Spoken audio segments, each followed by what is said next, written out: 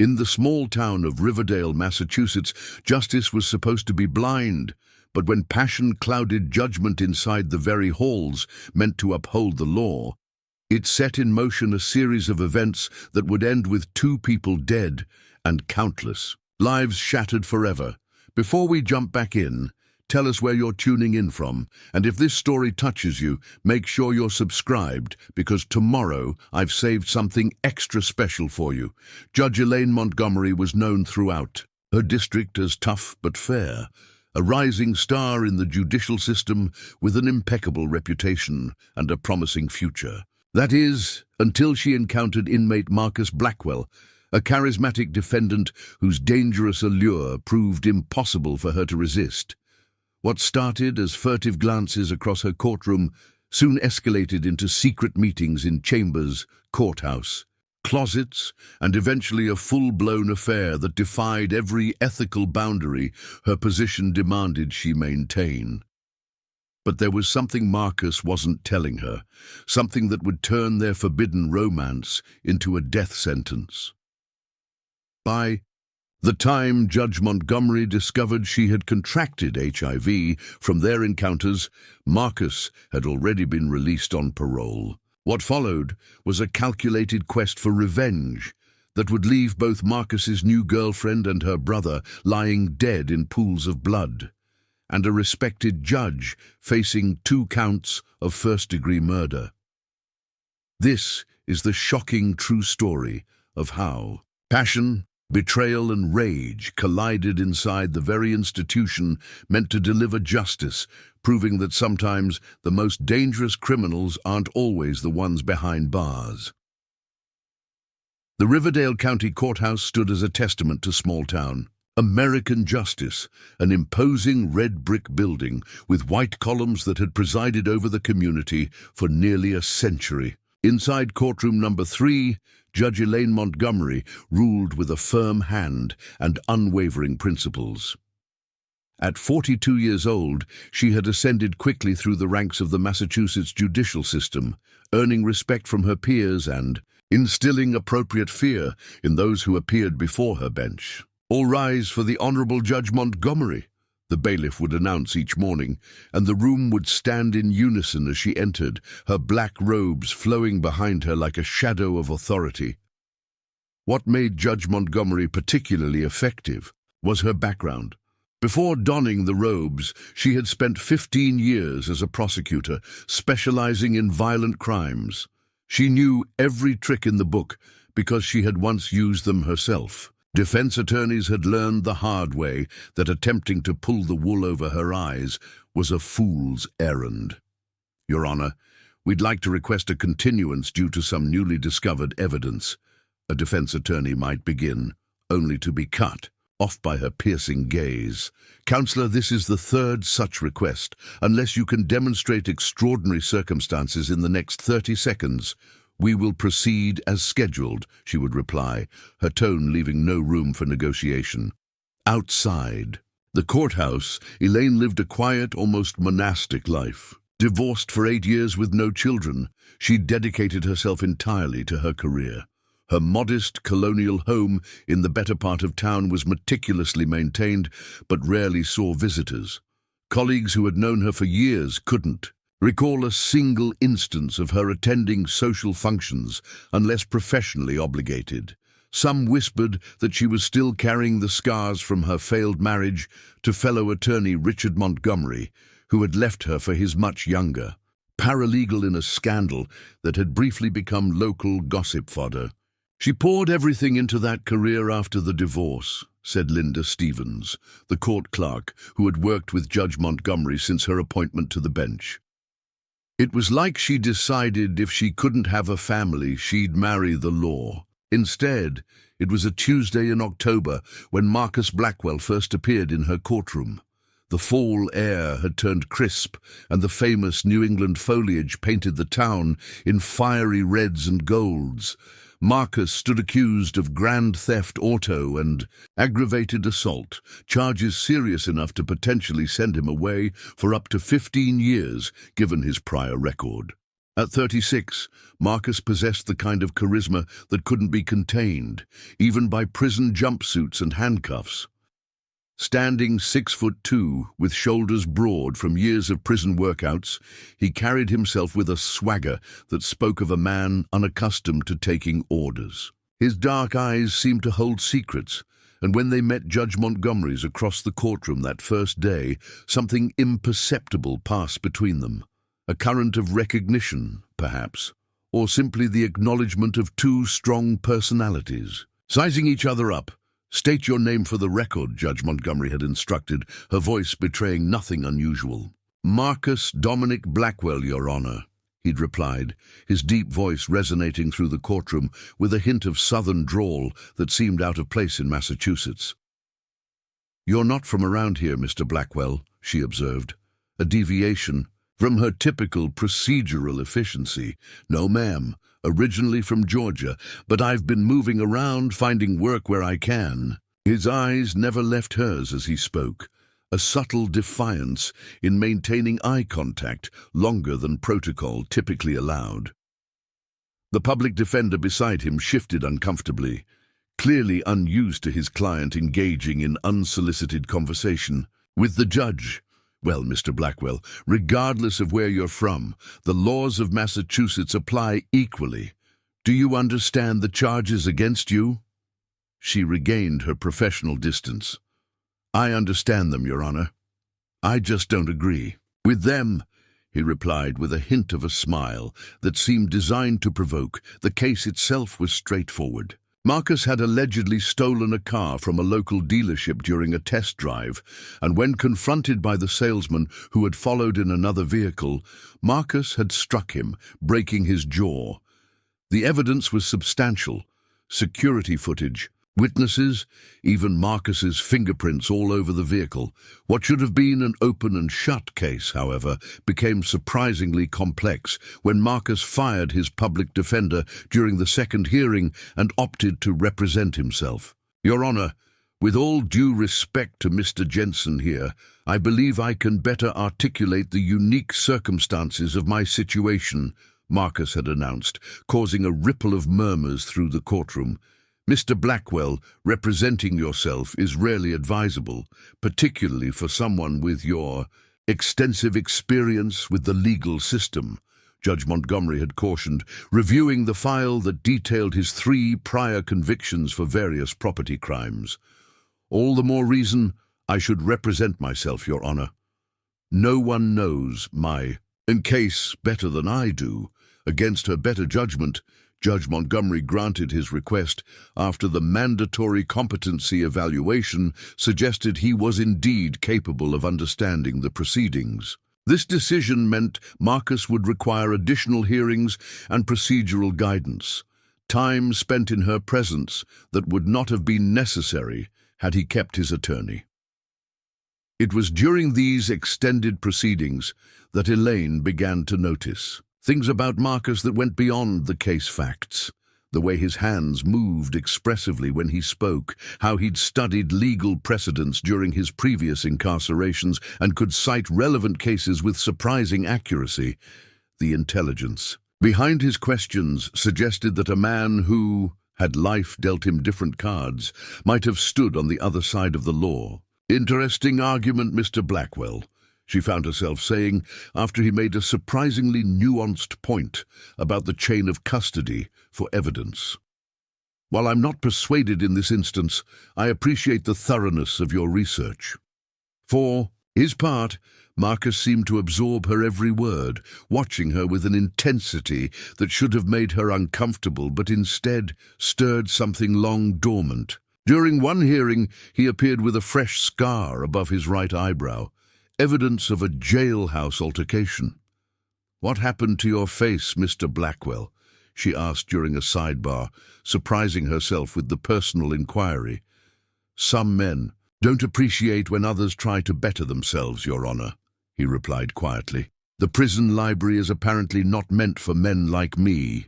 It was a small moment, easily forgotten in the course of a busy docket.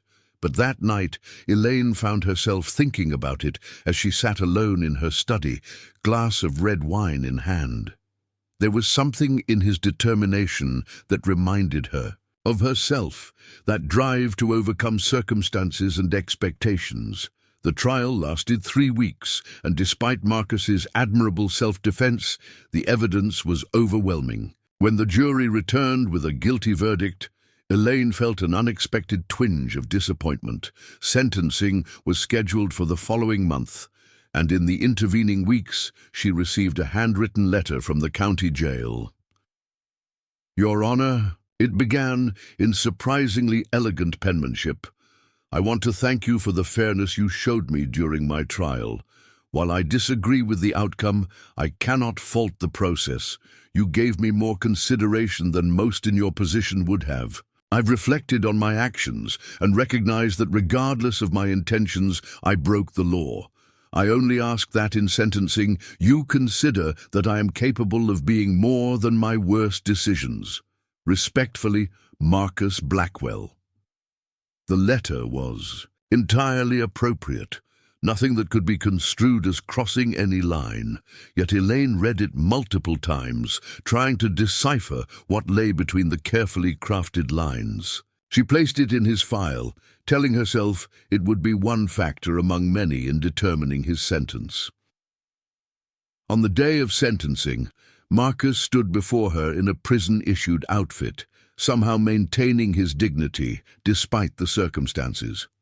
"Mr. Blackwell, you have been found guilty by a jury of your peers for grand theft auto and aggravated assault. Given your prior record, the prosecution has recommended the maximum sentence of 15 years, Elaine stated, her voice echoing in the hushed courtroom.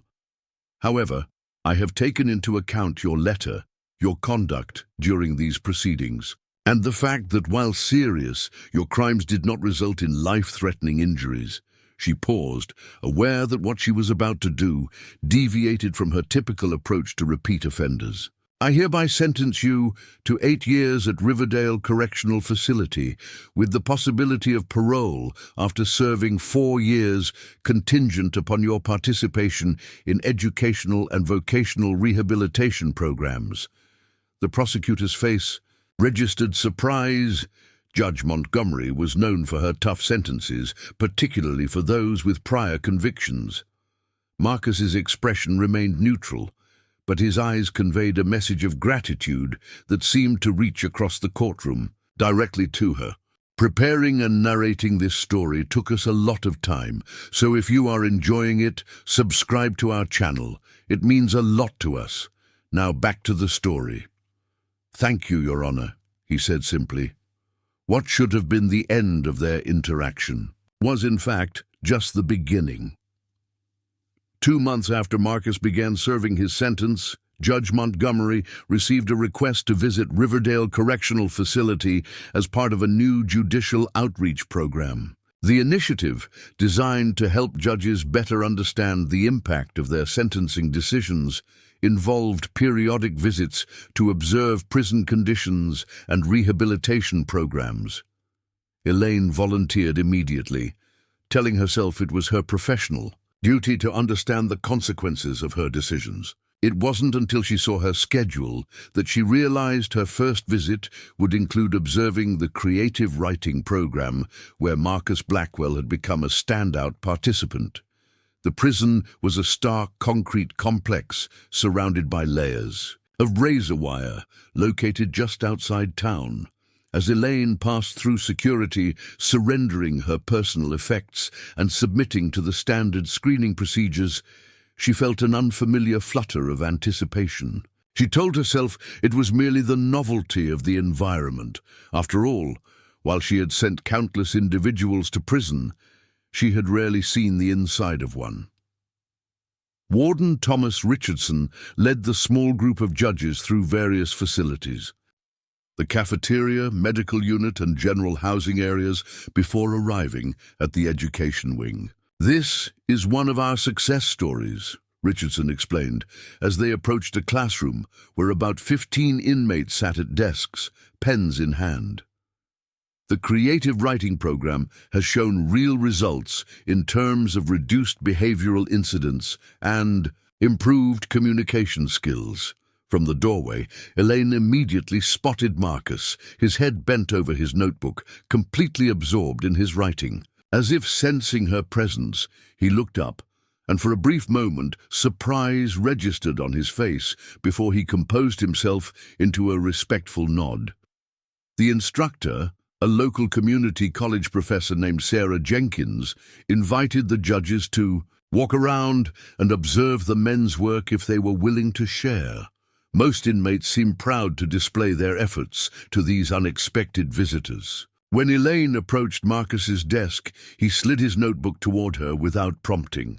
The page contained a poem, not the crude or simplistic verse one might expect, but something thoughtful and layered. It spoke of cages beyond prison walls, of the invisible barriers people construct around themselves out of fear.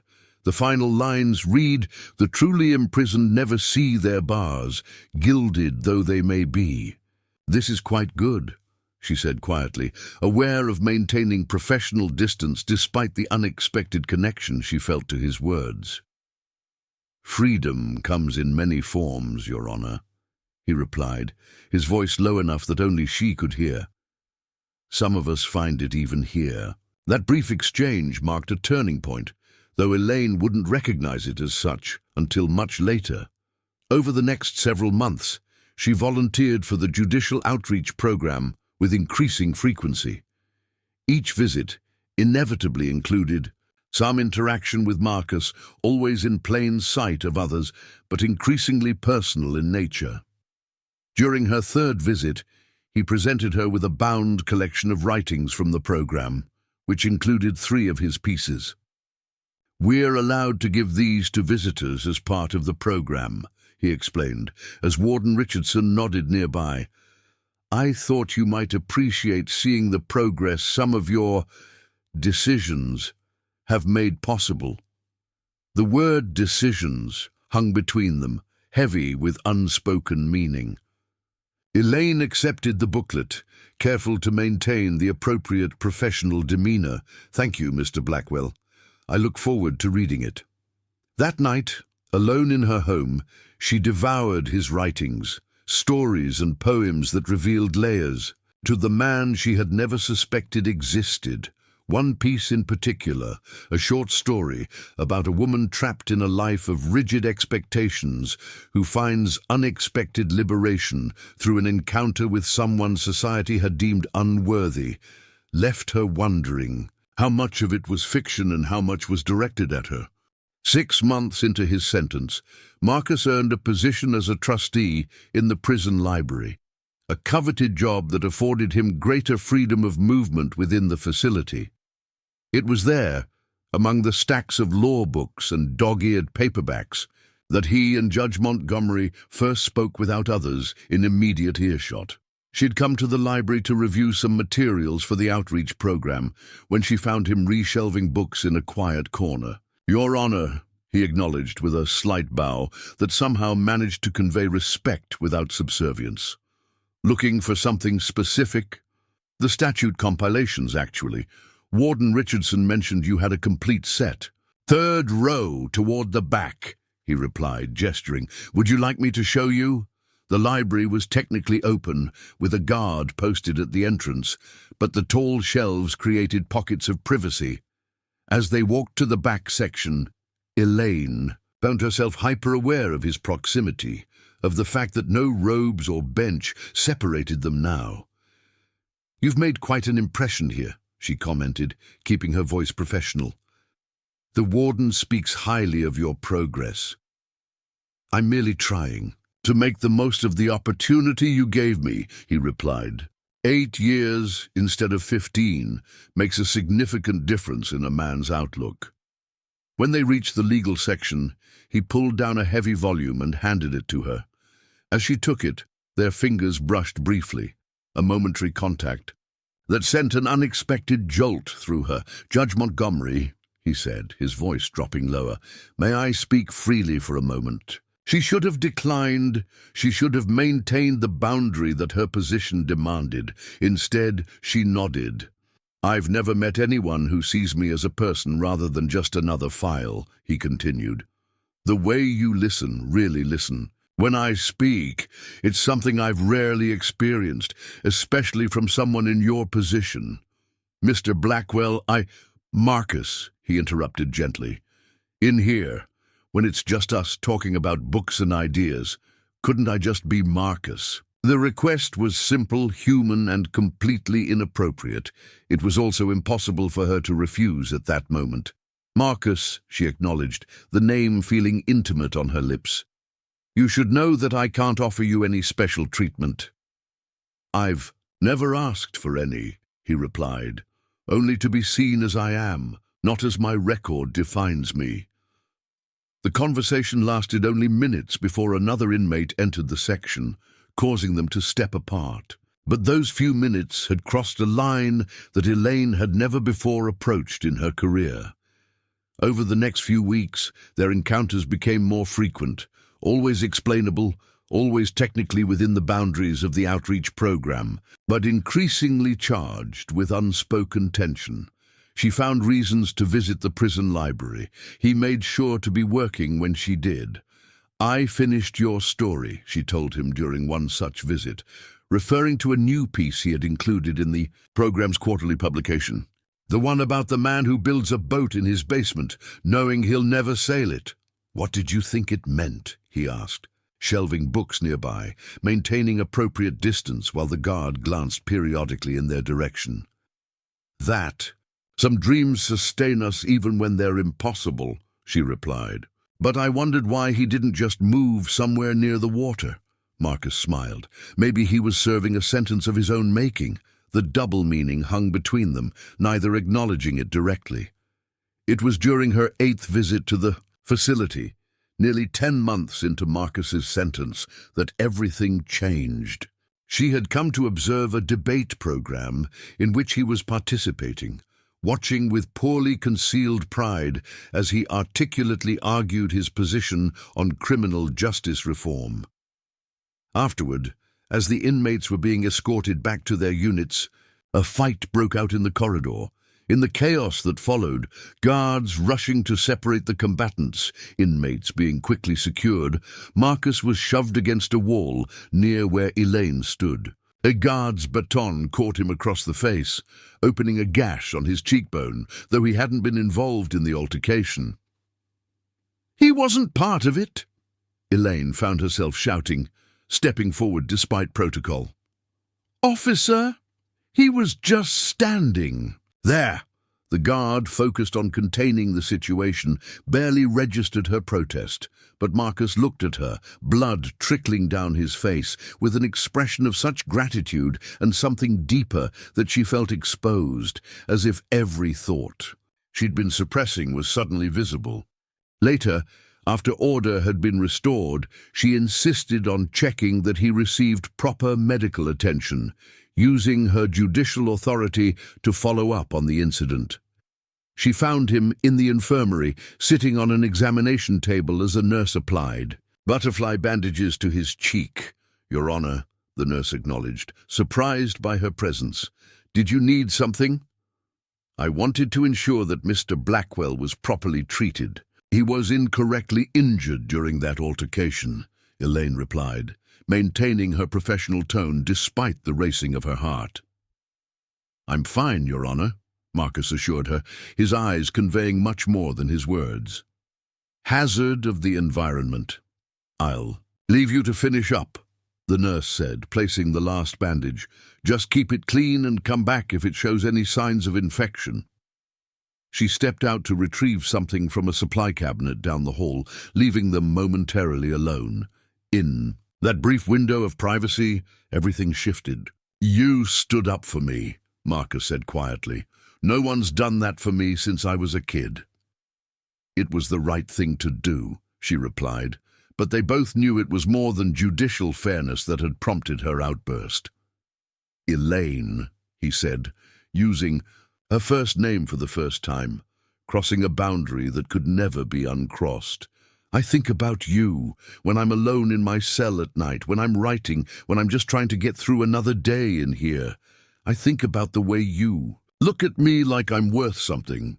She should have reprimanded him, reported the inappropriate comment, and removed herself from any further interaction with him.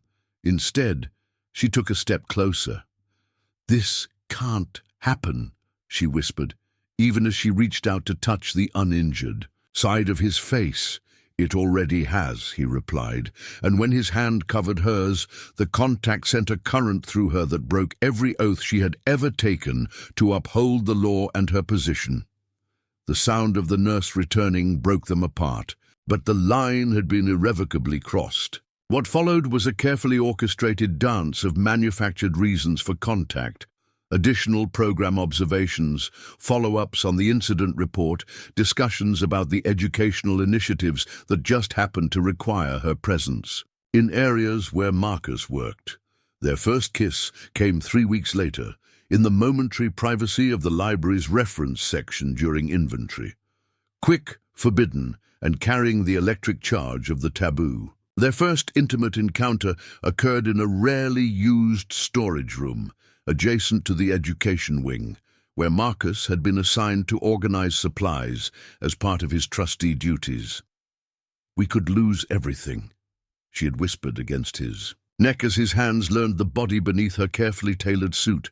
"I already have nothing to lose," he reminded her. "But are you sure?" She had answered not with words, but by pulling him closer, abandoning decades of propriety and professional ethics for the intoxicating freedom of his touch. What began as a momentary lapse in judgment evolved into an elaborate system of stolen moments. Judge Montgomery scheduled her facility visits during times when certain guards, ones known to be less attentive or more easily distracted, were on duty.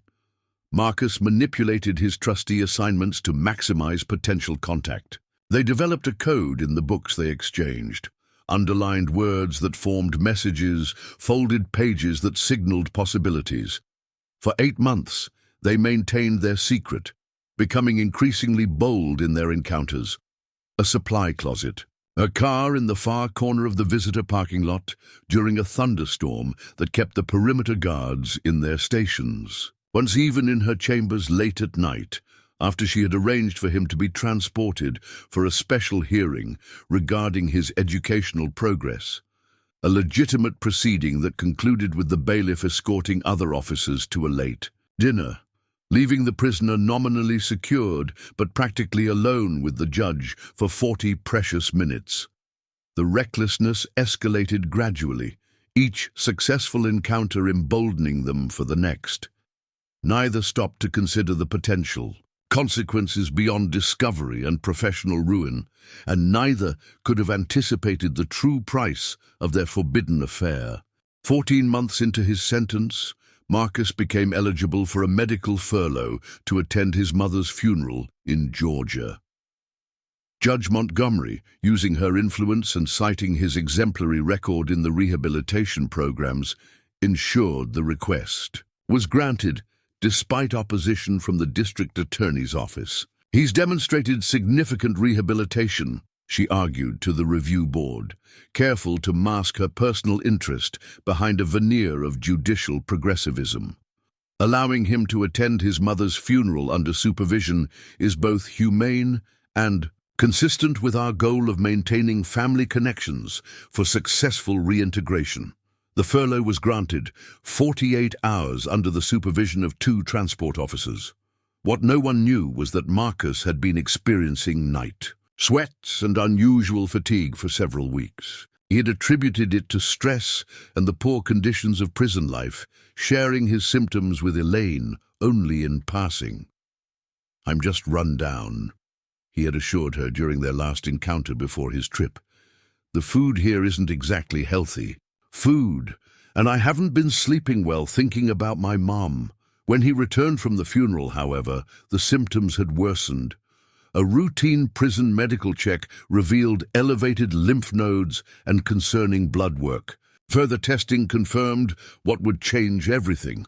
Marcus Blackwell was HIV positive, likely having contracted the virus during his previous incarceration years ago through either consensual activity or the violence endemic to prison life.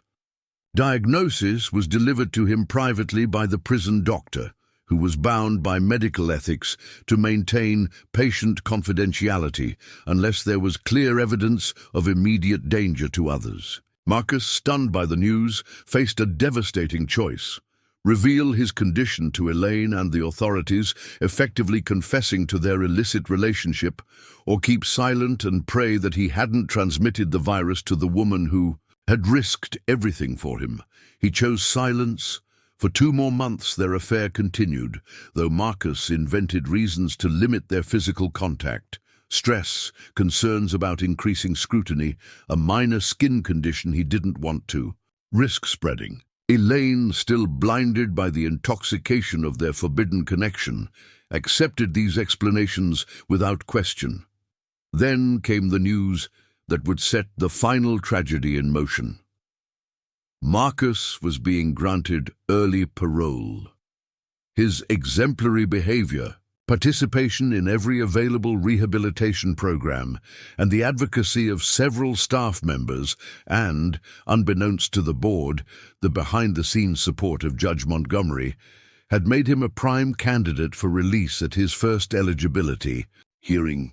"I can't believe it's really happening," he told her during what would be their last prison encounter, his expression conflicted in a way she misinterpreted as simple anxiety about re-entry. "You've earned this chance," she assured him already, imagining the possibilities once he was free. Careful meetings away from Riverdale, perhaps weekend trips to places where no one would recognize either of them. "I know you won't waste it." What Elaine couldn't see was the war raging behind his eyes. Marcus had convinced himself that their relationship had been a prison fantasy, something unsustainable in the real world. More importantly, he now carried a deadly secret that would destroy her, if revealed. In his mind, the kindest thing, the only thing, he could do was disappear from her life, completely once released.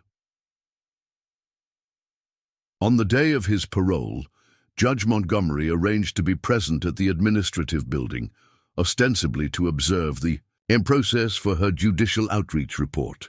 Their final exchange was brief and formal, conducted under the watchful eyes of parole officers and prison administrators. "Good luck, Mr. Blackwell," she said, extending her hand for a professional handshake. "I trust you'll make the most of this opportunity." "Thank you for everything, Your Honor," he replied, his grip lingering a moment longer than protocol dictated. "I won't forget what you've done." The double meaning was clear only to them, a promise and a farewell wrapped in bureaucratic pleasantries, as Marcus walked out of Riverdale Correctional Facility, a conditionally free man. Elaine Montgomery believed she was watching the beginning of a new chapter in their story. In reality, she was witnessing its end. Marcus Blackwell's first taste of freedom after 20 months of incarceration was surprisingly bitter. Standing outside the gates of Riverdale Correctional Facility with nothing but a small duffel bag of possessions and the $200 release allowance, he felt more adrift than liberated. The parole officer waiting to drive him to his approved halfway house barely acknowledged him beyond a cursory verification of his identity. "Blackwell, get in," the officer said, gesturing to a weathered Crown Victoria with government plates. "You're expected at Harmony House by 5. Any detours, and I report it as a violation."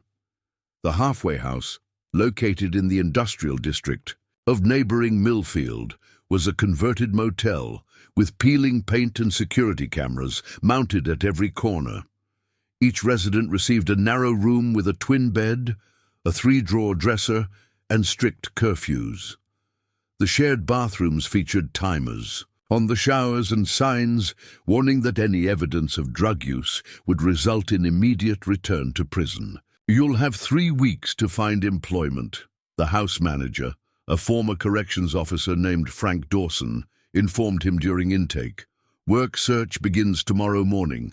Mandatory meetings every evening at 7. Random drug testing. No unauthorized visitors, especially no women. Understood?" Marcus nodded, swallowing his pride as he had learned to do behind bars. The room key felt strange in his hand, the first door he could lock and unlock himself in nearly 2 years. But as he settled onto the thin mattress, the weight of his secret pressed down on him like a second sentence he couldn't escape. The HIV diagnosis had blindsided him completely. The prison doctor had explained that he could have been carrying the virus for years without symptoms, that the stress of his mother's death might have triggered the fatigue and night sweats that finally prompted testing. Modern medications, the doctor assured him, meant he could live a relatively normal lifespan if he adhered to treatment. The virus was now at detectable but manageable levels, and with proper medication could eventually become undetectable, significantly reducing, though not eliminating, the risk of transmission. Marcus had nodded through the explanation, but his mind had been elsewhere, calculating the risk to Elaine. They had been careful most times, but not always, not when passion overwhelmed caution in storage closets and hurried encounters. The doctor couldn't tell him when he had become infectious, only that he now was. "You need to inform any sexual partners," the doctor had instructed, his expression professionally neutral, despite clearly suspecting these partners existed only in Marcus's pre-incarceration past. "It's not just medically advised, it's legally required." Those words had echoed in his mind throughout his remaining weeks at Riverdale Correctional. To tell Elaine meant exposing their relationship, destroying her career, her reputation, possibly even resulting in criminal charges against her. To remain silent was to betray her trust in the most profound way possible. In the end, cowardice had won. He told himself he was protecting her by walking away, that a clean break was kinder than a ruined life. The prescribed HIV medications had been transferred to the community health clinic near Harmony House with his first follow-up appointment, scheduled for the week after his release. 3 days into his new life, Marcus secured a job washing dishes at a roadside diner called Molly's. The owner, a gruff but fair woman named Patricia Molly, who had a policy of giving former inmates a chance, paid him in cash and asked a few questions. The work was mindless but exhausting, perfect for someone trying to escape his thoughts. It was at Molly's that he met Tasha Reynolds, a 29-year-old waitress with a quick smile and a 5-year-old daughter she was raising alone. Tasha had her own history with the system, 2 years probation for check fraud in her early 20s, which perhaps explained why she didn't shy away when she learned of Marcus's recent incarceration. "We've all got pasts," she told him during a shared cigarette break behind the diner. "It's what you do moving forward that counts." Her simple acceptance was balm to his fractured sense of self. Within weeks, they had developed a friendship based on shared shifts and the easy understanding of two people who had seen the darker sides of life. Marcus kept his distance physically, inventing a non-existent girlfriend who had waited for him during his sentence to explain his reluctance when Tasha's interest became evident. Meanwhile, across town in her chambers at the Riverdale County Courthouse, Judge Elaine Montgomery was unraveling. Marcus's silence since his release had been absolute. No calls to her private line, no messages through their established channels, no sign that the connection that had consumed her thoughts for over a year had meant anything beyond opportunistic comfort during his incarceration. "Judge, are you feeling all right?" her clerk asked one afternoon, after Elaine had called a recess for the 3rd time during a routine hearing. "You seem distracted lately." "Just fighting off a bug," she replied, the lie coming easily after months of deception. "I'll be fine." The truth was far from fine. She had risked everything, her career, her reputation, her freedom, for a man who had apparently walked away without a second thought. The humiliation of it burned almost as much as the fear of exposure. Has it all been manipulation? Had she been nothing but a means to early parole for a seasoned conman? After 3 weeks of silence, she did what she had promised herself she wouldn't do. She accessed his parole records. As a judge, she had legitimate, if ethically questionable, reasons to review the file of someone she had sentenced. The address listed was Harmony House. His parole officer noted employment at Molly's Diner. His mandatory check-ins showed perfect compliance. He was moving on with his life as if she had never existed. Pride kept her from driving past either location, but it couldn't prevent the obsessive thoughts that invaded her previously orderly mind. She began having trouble sleeping, losing weight, snapping at courthouse staff who had never before seen her composure crack. 6 weeks after Marcus's release, Elaine finally broke down and drove to Millfield under the pretense of meeting a colleague for dinner. Instead, she parked across from Molly's Diner at 9 p.m., when she knew his shift would be ending, based on the schedule noted in his parole file. She waited in her car, feeling both pathetic and resolved, until she saw him emerge from the back entrance. But he wasn't alone. A young woman with auburn hair walked beside him, laughing at something he said, their shoulders occasionally brushing in a way that suggested familiarity. As Elaine watched, frozen in disbelief, the woman reached up to adjust Marcus's collar, her hand lingering in a gesture of clear affection. The betrayal cut deeper than she could have imagined. All those whispered promises in prison shadows, lies, the connection she had risked everything for. An illusion. She drove home in a fog of humiliation and rage, her hands shaking on the steering wheel. The next morning, she called in sick for the first time in 5 years. Instead of going to the courthouse, she drove back to Molly's and waited. When the auburn-haired woman emerged for a smoke break, Elaine approached her with a carefully constructed story about being Marcus's former employer, concerned about his transition. "Oh, you must be Elaine," Tasha said with a friendly smile, oblivious to the shock her recognition caused. "Marcus mentioned you helped him get his GED inside. That's really cool of you." The fiction Marcus had created about her, reduced from a passionate lover to a volunteer educator, was the final insult. Elaine managed to maintain her composure through a brief conversation in which she learned that Tasha and Marcus had become close, that he was a real gentleman, not like most guys, and that he had recently moved out of Harmony House into a room he was renting from Tasha's brother, Dale. "He's been kind of sick lately, though," Tasha added with a concerned frown. "Keeps saying it's nothing, but he looks awful some mornings. Men, right? They never want to see a doctor." Elaine drove directly to her personal physician in Boston, an hour away from Riverdale, where she wouldn't be recognized. She requested a full panel of STD tests, inventing a recent relationship with a man whose fidelity she questioned. The doctor's non-judgmental professionalism only made her feel worse about the deception.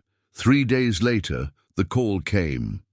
The doctor's normally warm voice was carefully neutral as she asked Elaine to come in to discuss her test results. She knew then, even before the official diagnosis, what she would hear. The HIV antibody test came back positive. Dr. Susan Keller informed her gently in the privacy of her office. "We'll need to do follow-up testing to confirm and determine viral load, but the initial results are definitive." The world seemed to tilt on its axis as Elaine processed the words. HIV positive. A death sentence decades ago. Now, a manageable chronic condition with proper treatment. But still life-altering, still stigmatized, still a permanent consequence of her reckless choices. "How long?"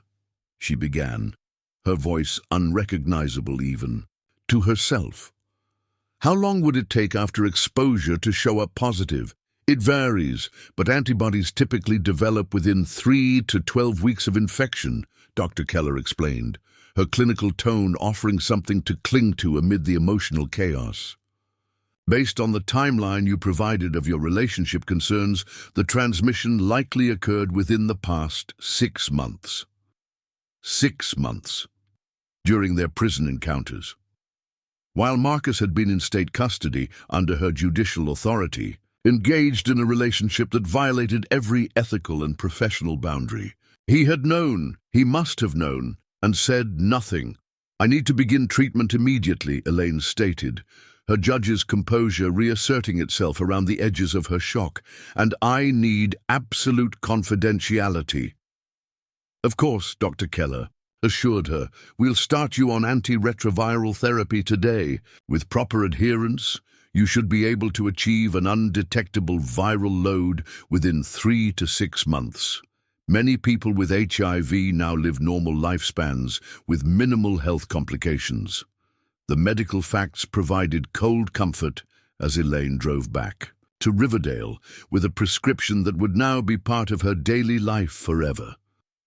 Her mind oscillated between disbelief, rage, and a crushing sense of betrayal that threatened to suffocate her. Marcus had known.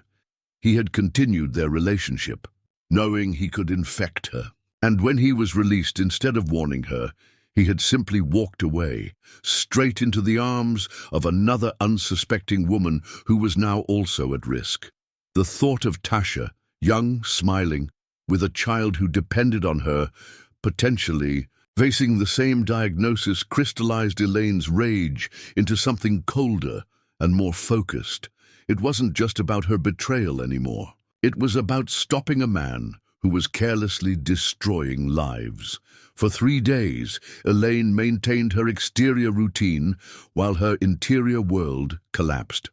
She presided over cases with mechanical efficiency, her mind elsewhere. She researched HIV transmission, treatment protocols, and disclosure laws. And she tracked Marcus's movements through his parole records, learning his new address, an apartment above a detached garage behind the main residence owned by Dale Reynolds at 1472 Oakwood Drive. On the 4th night, she drove to Millfield after dark. The Reynolds property was on the outskirts of town, a modest single-story home with the converted garage apartment accessed by exterior stairs at the back. Lights glowed from the apartment windows as Elaine parked a block away and approached. On foot, a sense of unreality surrounding her actions.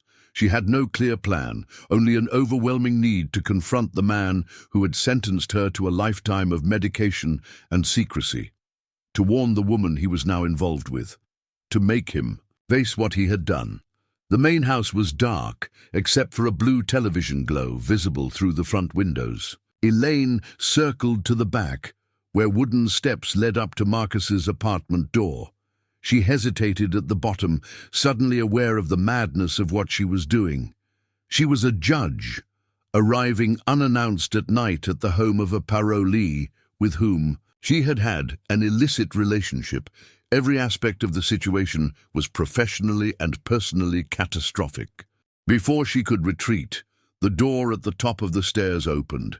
Marcus emerged, garbage bag in hand, and froze when he saw her standing below. "Elaine." His voice was barely audible, a mixture of shock and something that might have been guilt. "What are you doing here?" "We need to talk," she replied, her voice steady despite the hurricane of emotions behind it. "Now." He glanced back into the apartment, then descended the stairs to meet her at the bottom, keeping his distance. Up close, she could see what Tasha had mentioned. He looked unwell, thinner than when he'd left prison, with shadows under his eyes that spoke of sleepless nights. "Not here," he said quietly. "Dale's inside with his girlfriend. He knows I can't have unauthorized visitors, especially women. It could violate my parole." The irony of his concern for parole violations wasn't lost on her. "Then we'll talk in my car." "But we will talk, Marcus," he nodded, following her to where she had parked. Once inside, with doors closed, the artificial intimacy of the enclosed space brought back unwanted memories of other times they had hidden away together. "I know," she said without preamble, turning to face him fully. "I tested positive. How long have you known?" The color drained from his face, confirming what she had already concluded. During the funeral furlough, I got sick. They tested me when I came back. And you said nothing. You continued our involvement. You let me believe in us while knowing you had infected me with HIV. I didn't know for sure if I had transmitted it," he protested weakly. "And once I knew, I couldn't tell you without exposing everything." Your career, your life. I was trying to protect you. Protect me? The laugh that escaped her was hollow. By walking away without a word, by moving on to another victim. His expression shifted. Tasha and I aren't... It's not like that. I've been careful. I haven't put her at risk. The way you were careful. With me, Elaine's voice rose despite her efforts to control it. Have you even told her? Does she know she's involved with someone who's HIV positive? Marcus looked away. His silence answered enough. You legally have to disclose your status to sexual partners, she continued, with prosecutors' training taking over. It's a criminal offense not to, and you know that. What you did to me, what you're potentially doing to her, it's assault, Marcus. I would never hurt her, he insisted, or you. I never meant for any of this to happen. When I found out, I was trapped. If I told you, it would destroy your life. If I didn't, you chose to destroy my health instead, she finished for him. And now you're making the same choice as her. It's not the same, he argued. The medications they gave me, my viral load is almost undetectable now. The doctor said the risk of transmission is minimal if I'm careful. I didn't have those medications when we were together. The clinical discussion of viral loads and transmission risks in the context of their once passionate relationship felt surreal. Elaine shook her head, trying to clear the fog of anger that threatened to overwhelm her training in logical thinking. You need to tell her, she said finally, tonight, and you need to ensure she gets tested immediately. If I tell her, I lose. Everything, he replied, desperation edging into his voice. The apartment, probably my job once word gets around. Back to Harmony House at best, maybe even back to prison if Dale reports me for endangering his sister. Please, Elaine, give me time to figure out how to handle this. The way you handled telling me. The bitterness in her voice was unmistakable. You had months to figure it out, Marcus. Months while I believed you cared for me. Months while I risked everything for you. I did care for you, he insisted, reaching for her hand across the center console. She recoiled from his touch as if burned. Don't! Just don't! They sat in silence for a long moment, the weight of their shared history and the irreparable damage between them filling the car like a third presence. I'll give you until tomorrow night, Elaine finally said, her judicial authority reasserting itself in her tone. Either you tell Tasha the truth by then, or I will. And Marcus, if you run, if you disappear, I will find you. This ends now. Elaine, please, he began, but she cut him off with a raised hand. Tomorrow night, that's all the time you get. As Marcus exited her car, shoulders hunched in defeat, Elaine felt hollow rather than vindicated. She had come seeking catharsis, perhaps even revenge, but found only the sad confirmation that the man she had risked everything for was exactly what her colleagues would have expected, a manipulative criminal who had used her and moved on when she no longer served his purposes. What she couldn't have known as she drove away was that Marcus wouldn't wait until the next night to address the situation. Nor could she have anticipated the violent chain reaction her ultimatum would trigger in the Reynolds household, a reaction that would transform a private tragedy into a public nightmare and leave 2 people dead by morning. Back in his apartment, Marcus paced the small living space like a caged animal.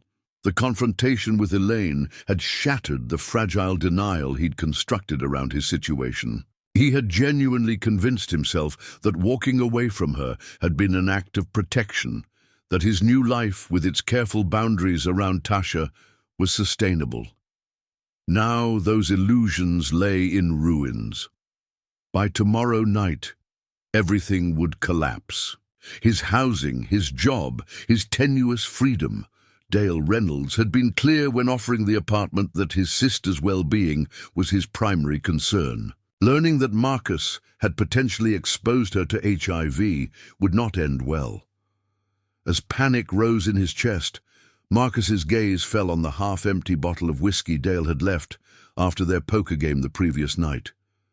He unscrewed the cap with shaking. Henson took a long swallow, feeling the burn trace a path to his stomach. The alcohol provided momentary respite from the spiraling thoughts, enough clarity to realize he needed to act now, before Elaine made good on her threat.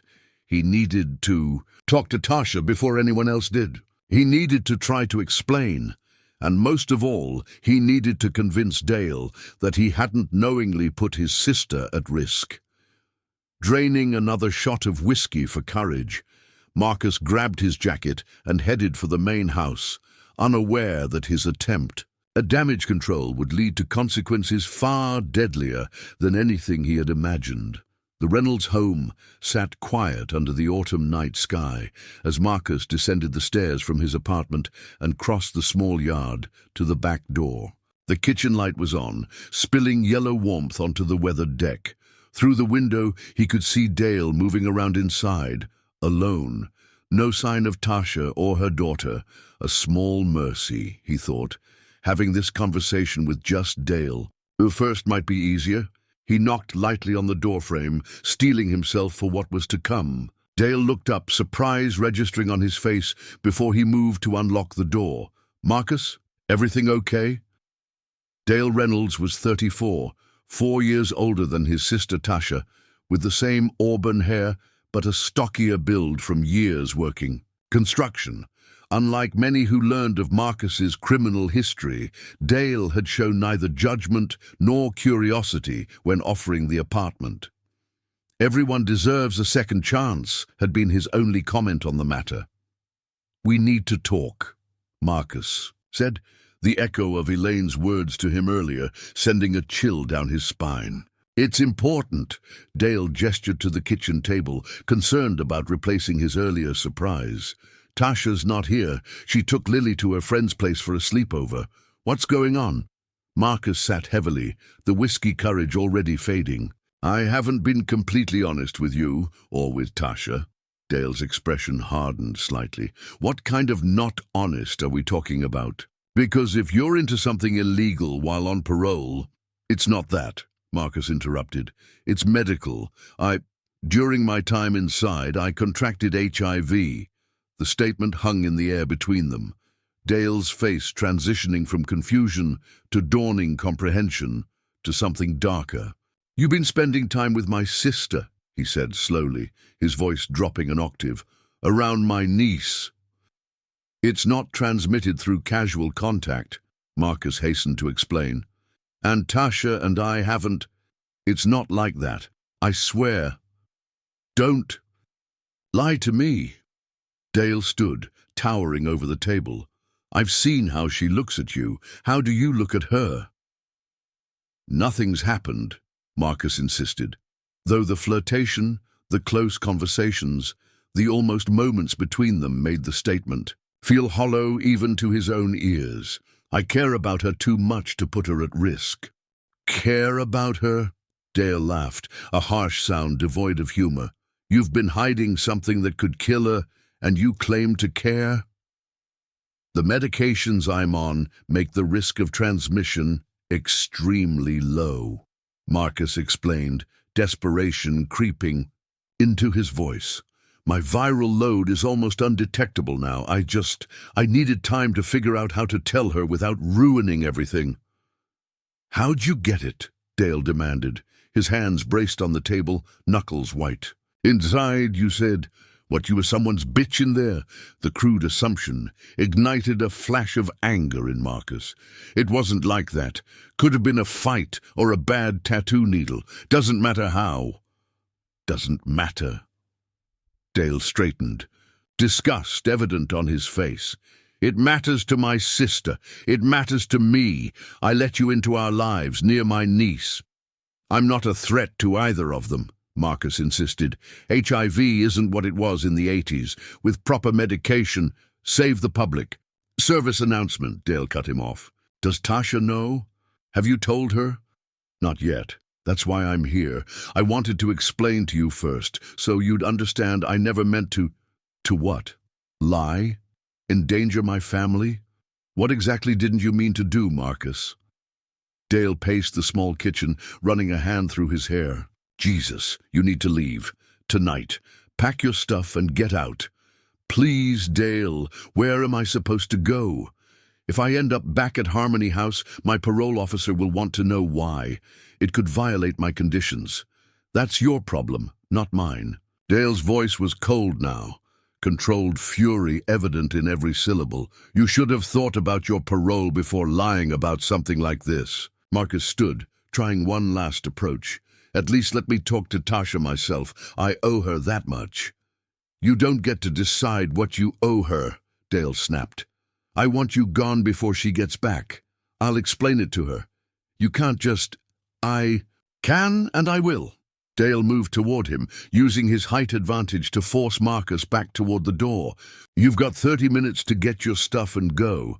After that, I'm calling your parole officer myself. Marcus's mind raced, calculating rapidly diminishing options. 30 minutes to pack his meager possessions. Nowhere to go. No way to explain. To Tasha, and tomorrow, Judge Montgomery would make good on her threat, potentially triggering criminal charges for non-disclosure. This isn't right, he said, a final attempt at reason. I came to you voluntarily. I'm trying to do the right thing. The right thing would have been honesty from the start, Dale replied, unmoved. 30 minutes, Marcus. Then I want you gone. Marcus turned to leave, hand on the doorknob, when Dale added, and stay away from my sister. If I find out you've contacted her, HIV will be the least of your worries.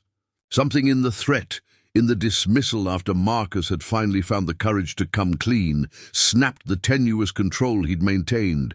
He whirled back, words flying like weapons. You self-righteous prick. You think you're so much better than me? You've got your own secrets. I've seen the pills in your bathroom cabinet. Heard you on the phone with doctors. What is it? Cancer? Something worse? We've all got our burdens, Dale. The color drained from Dale's face. Get out of my house. Now. Does Tasha know about that? Or are you keeping your little sister in the dark for her own good, too? Dale moved with unexpected speed for his size, grabbing Marcus by the shirt front and slamming him against the wall next to the door. You don't know what you're talking about. I know a stash of OxyContin when I see one, Marcus hissed, referring to the prescription painkillers he'd glimpsed in the bathroom they shared. I know you're not getting those legally. How's that construction job with back pain, Dale? Popping pills to get through the day while judging me? The first punch caught Marcus on the jaw, snapping his head back against the wall. The second drove into his ribs, sending pain lancing through his side. He fought back instinctively, landing. A solid hit to Dale's stomach that doubled the larger man over momentarily. What followed was a brutal close-quarters struggle as the two men grappled in the narrow space between kitchen and back door. Dale had size and strength, but Marcus had learned to fight in prison, where rules didn't exist and survival was the only goal. When Dale grabbed a kitchen knife from the nearby counter, the fight escalated from angry confrontation to life-threatening. In an instant, "Put it down," Marcus warned, backing toward the door. "You don't want to do this." "I want you gone," Dale advanced, the knife held with unexpected steadiness. "One way or another." Marcus feinted left, then lunged right, attempting to disarm him. They collided heavily, crashing into the refrigerator, magnets and photos scattering. Across the linoleum, the knife clattered away, spinning under the table. Both men dove for it, Dale reaching it first. As he straightened, Marcus grabbed a cast-iron skillet from the stove and swung with all his strength. The heavy pan connected with Dale's temple with a sickening crack. Dale crumpled instantly, the knife falling from suddenly limp fingers. Blood began pooling beneath his head with alarming speed. "Dale!"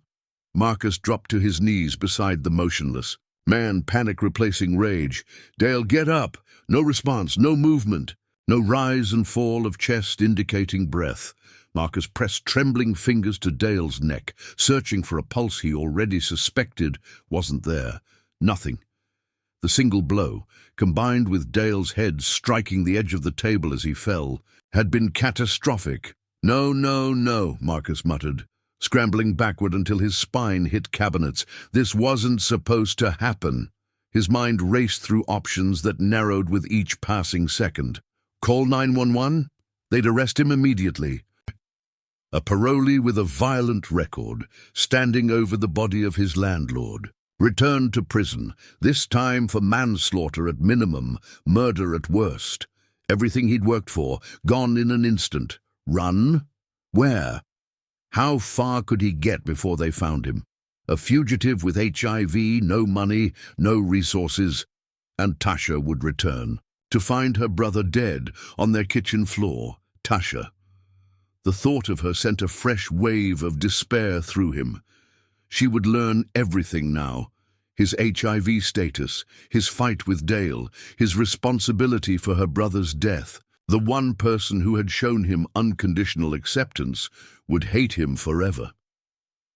As Marcus sat paralyzed by indecision, the sound of a car pulling into the driveway jolted him back to the immediate crisis. Headlights swept across the kitchen. Window, car doors slammed. Female voices, Tasha's and another woman's, laughed about something as they approached the house. Adrenaline surged through Marcus's system. He couldn't let Tasha find her brother like this, couldn't face her at that moment. Without conscious decision, he moved to the back door and slipped out, circling around the side of the house as Tasha and her friend entered through the front. He made it to the stairs of his apartment. Just as Tasha's scream pierced the night, a sound of such pure anguish that it would haunt his dreams for whatever remained of his life. More screams followed. The friend's voice, high with panic. "Call 911! Oh my God, call 911!" Marcus entered, his apartment in a daze, blood, Dale's blood, staining his clothes, his hands. The reality of what had just happened, what he had done, crashed over him in waves. He had killed a man, Tasha's brother. There was no coming back from this, no explanation or apology that could ever suffice. He stripped off his bloody shirt, using it to wipe his hands and face. From outside came the sound of more car doors, raised voices. The friend must have run to neighbors for help. Soon there would be police, questions, handcuffs. Marcus grabbed his duffel bag and threw in essentials. Clean clothes, his medications, the cash he'd been saving from Molly's. Through the window, he could see flashing lights approaching. Someone in the neighborhood had called 911 quickly. He had minutes, perhaps seconds, before the property would be surrounded. The back of the garage apartment faced woods that stretched toward the highway. If he could make it through, reach the truck stop on Route 9, maybe he could hitch a ride, get far enough away to figure out next steps. It was a desperate plan, but the only one available. As he prepared to leave, Marcus's gaze fell on his phone. On impulse, he dialed the one number he knew by heart, though he'd never used it outside prison communications. It rang 3 times before she answered. "Judge Montgomery." Elaine's voice was wary, professional. "I killed him." The words tumbled out before Marcus could consider their impact. "Dale, Tasha's brother. It was an accident. We fought. I didn't mean to." "Marcus?" Her tone shifted instantly from professional to alarm. "What are you saying? Where are you?" "Still at the apartment. Police are coming. I can't stay." The sound of sirens grew louder outside. I needed someone to know it wasn't intentional. I tried to tell him about HIV, like you said. He came at me with a knife." "Listen to me." Elaine's voice took on the calm authority he remembered from her courtroom. "Don't run. That makes everything worse. Stay where you are, put your hands up when the police arrive, and say nothing else until you have a lawyer." Marcus laughed bitterly. "Another 15 years inside, or worse? No thanks." "Marcus, please."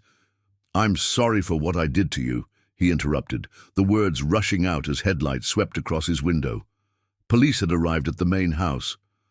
"I never meant to hurt you, or anyone." He ended the call, pocketed the phone, and slipped out the back door into the darkness of the woods beyond. 3 miles away, in her elegant colonial home, Judge Elaine Montgomery stared at her phone in shock. The implications of what she had just heard cascaded through her mind. Marcus had killed someone after confronting them about his HIV status, exactly as she had demanded he do. The connection between her ultimatum and this death was impossible to ignore. She had set these events in motion. Her first instinct was to call the police, report the conversation. But that would mean explaining how she knew Marcus, why she was involved in his disclosure of HIV status. It would mean the end of her career, her reputation, possibly even criminal charges for their relationship while he was in custody. As the shock faded, more practical considerations emerged. If Marcus was caught, and he almost certainly would, he might reveal their relationship to secure a more lenient sentence. Self-preservation demanded she get ahead of the situation, control the narrative. Elaine moved through her home with mechanical efficiency, gathering her emergency go-bag, passport, cash, spare credit cards, in her maiden name that she had maintained since her divorce. The rational part of her mind screamed that this was madness, that running would only make her appear guilty. The emotional part, the part still reeling from HIV diagnosis and betrayal, insisted this was her only option. She would drive to Boston tonight, stay in a hotel under her maiden name, and assess the situation in the morning. If news reports mentioned Marcus by name, connected him to her courtroom, she would need to make more permanent arrangements. If not, perhaps she could return, pretending ignorance of the entire situation. As she placed the bag in her car, her phone rang. A Riverdale number she didn't recognize. Fearing it might be the police already, she let it go to voicemail. The message notification appeared seconds later. Against better judgment, she played it. Judge Montgomery, this is Officer Wilson with Millfield Police Department. The voice was professionally neutral. We're investigating an incident that occurred this evening. Your number was found in a recent call log of interest to our investigation. Please contact us at your earliest convenience at this number. Elaine deleted the message, her decision made. She couldn't face questions now, couldn't risk exposure. She would drive to Boston, check the news, and determine her next steps from there. It wasn't exactly running, she told herself, just creating space to think clearly. As she pulled out of her driveway, Elaine was unaware that across town, Tasha Reynolds was providing a statement to police that would drastically complicate the situation. I don't understand, Tasha sobbed, in the Millfield Police Department interview room, her face blotchy from hours of crying. Why would Marcus and Dale fight? They got along fine. Dale gave him the apartment for God's sake. Detective Rebecca Collins pushed a box of tissues across the table. Ms. Reynolds, we're trying to establish exactly what happened. When did you last see your brother and Mr. Blackwell? This morning before work. Dale was having coffee. Marcus came down to walk to the bus stop with me. Tasha twisted the tissue in her hands. Everything was normal. They were planning to watch the game this weekend. And your relationship with Mr. Blackwell? The detective kept her tone neutral. Tasha hesitated. We work together at Molly's. We're friends. Maybe heading toward something more, but taking it slow because of his parole situation. Was there anything unusual about Mr. Blackwell's behavior recently? Any changes in mood or routine? He's been tired, not feeling great. Said it was just adjusting to life outside. Tasha paused, a new thought occurring. Wait, yesterday he got a call that upset him. Wouldn't say who it was from, but he was different afterward, distracted, checking his phone a lot. Detective Collins made a note. Do you know if your brother and Mr. Blackwell had any disagreements? Issues with the rental arrangement? No. Nothing like that. Dale was actually proud of himself for helping someone get back on their feet. Her voice broke. He was always trying to look out for people. Ms. Reynolds, I have to ask this. Was there any history of drug use in the house? We found prescription medications in your brother's bathroom. Tasha looked up, confusion replacing grief momentarily. Just over-the-counter stuff. Dale had back problems from work, but nothing prescription strength. He hated taking pills and said they made him foggy. The detective exchanged glances with her partner. We found OxyContin in the medicine cabinet, a significant quantity. That's impossible, Tasha insisted. Dale wouldn't. He saw what opioids did to our mom. He'd never touch them. Could they have belonged to Mr. Blackwell? Tasha opened her mouth to deny it, then closed it again. I don't know. I don't think so, but... Ms. Reynolds, we also need to ask about Mr. Blackwell's last phone call before he fled the scene. He contacted Judge Elaine Montgomery. Do you know why he would call a judge? Judge Montgomery. Tasha frowned, the name triggering a memory. Marcus mentioned her once. Said she ran an education program at Riverdale Correctional where he got his GED. But I don't know why he'd call her. Detective Collins nodded, making another note. We'll be following up on that connection. In the meantime, is there anywhere Mr. Blackwell might go? Any place he mentioned that held significance for him? Tasha shook her head, tears flowing freely again. I thought I knew him. But now, I don't know anything anymore. As the interview concluded, Detective Collins escorted Tasha to a waiting victim advocate who would help with immediate arrangements. Returning to her desk, she reviewed her notes before calling the district attorney's office. We've got a parolee on the run after killing his landlord, she summarized for ADA Jenkins. Marcus Blackwell, released 4 months ago after serving. A time for grand theft auto and assault, currently employed at a local diner, residing in a garage apartment owned by the victim. Motive? The ADA asked. Unclear, but we found illegal prescription painkillers that neither the victim's sister nor the suspect's parole officer knew about. Possible drug dispute. Prior relationship with the victim? According to the sister, friendly. No known issues. But here's where it gets interesting. Blackwell's last call before fleeing was to Judge Elaine Montgomery from Riverdale County Court. A pause on the line. Montgomery? She's their toughest judge. Why would a fleeing felon call her? The sister believes Montgomery ran an education program at Riverdale Correctional, where Blackwell got his GED. We're checking to confirm. Keep me posted, the ADA instructed. I'll start the paperwork for a fugitive warrant. And Collins, track down Judge Montgomery first thing tomorrow. I want to know why a murderer had her on speed dial. As Detective Collins hung up, she was unaware that the judge in question was already crossing the Massachusetts state line, her phone discarded in a rest-stop trash can, her judicial career effectively over. Nor could she know that Marcus Blackwell, having hitched a ride with a long-haul trucker, was heading west with a new identity forming in his mind and a desperate plan to disappear forever. But the most significant detail unknown to any of them was that Tasha Reynolds, upon returning home to collect essential items under police escort, would discover something in her bathroom that would transform her understanding of the night's events and set her on a collision course with Judge Elaine Montgomery that would end in a second death before the week was out.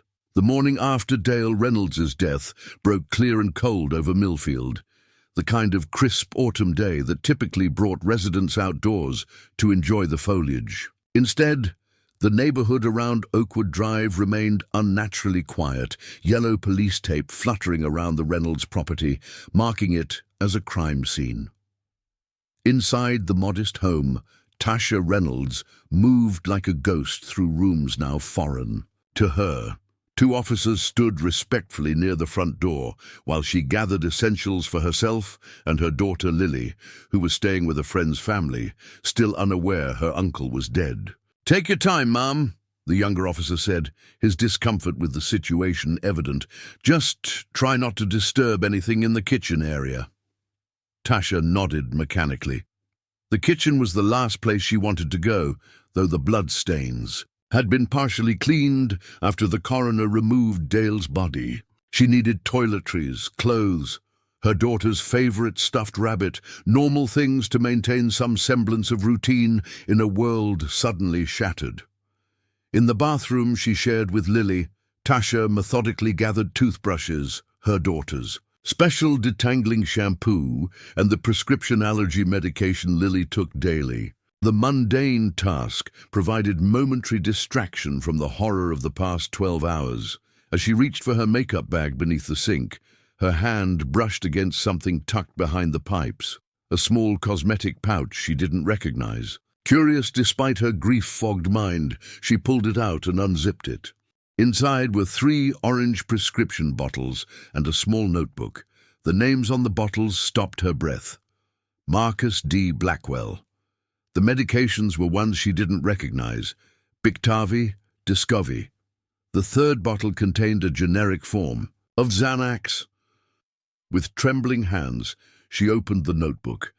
Inside, in Marcus's neat handwriting, were dated entries tracking medication doses, viral load numbers, and CD4 counts.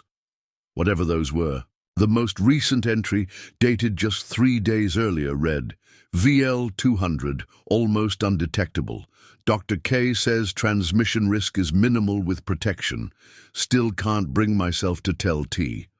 Tasha sank to the bathroom floor, the notebook clutched in her hand.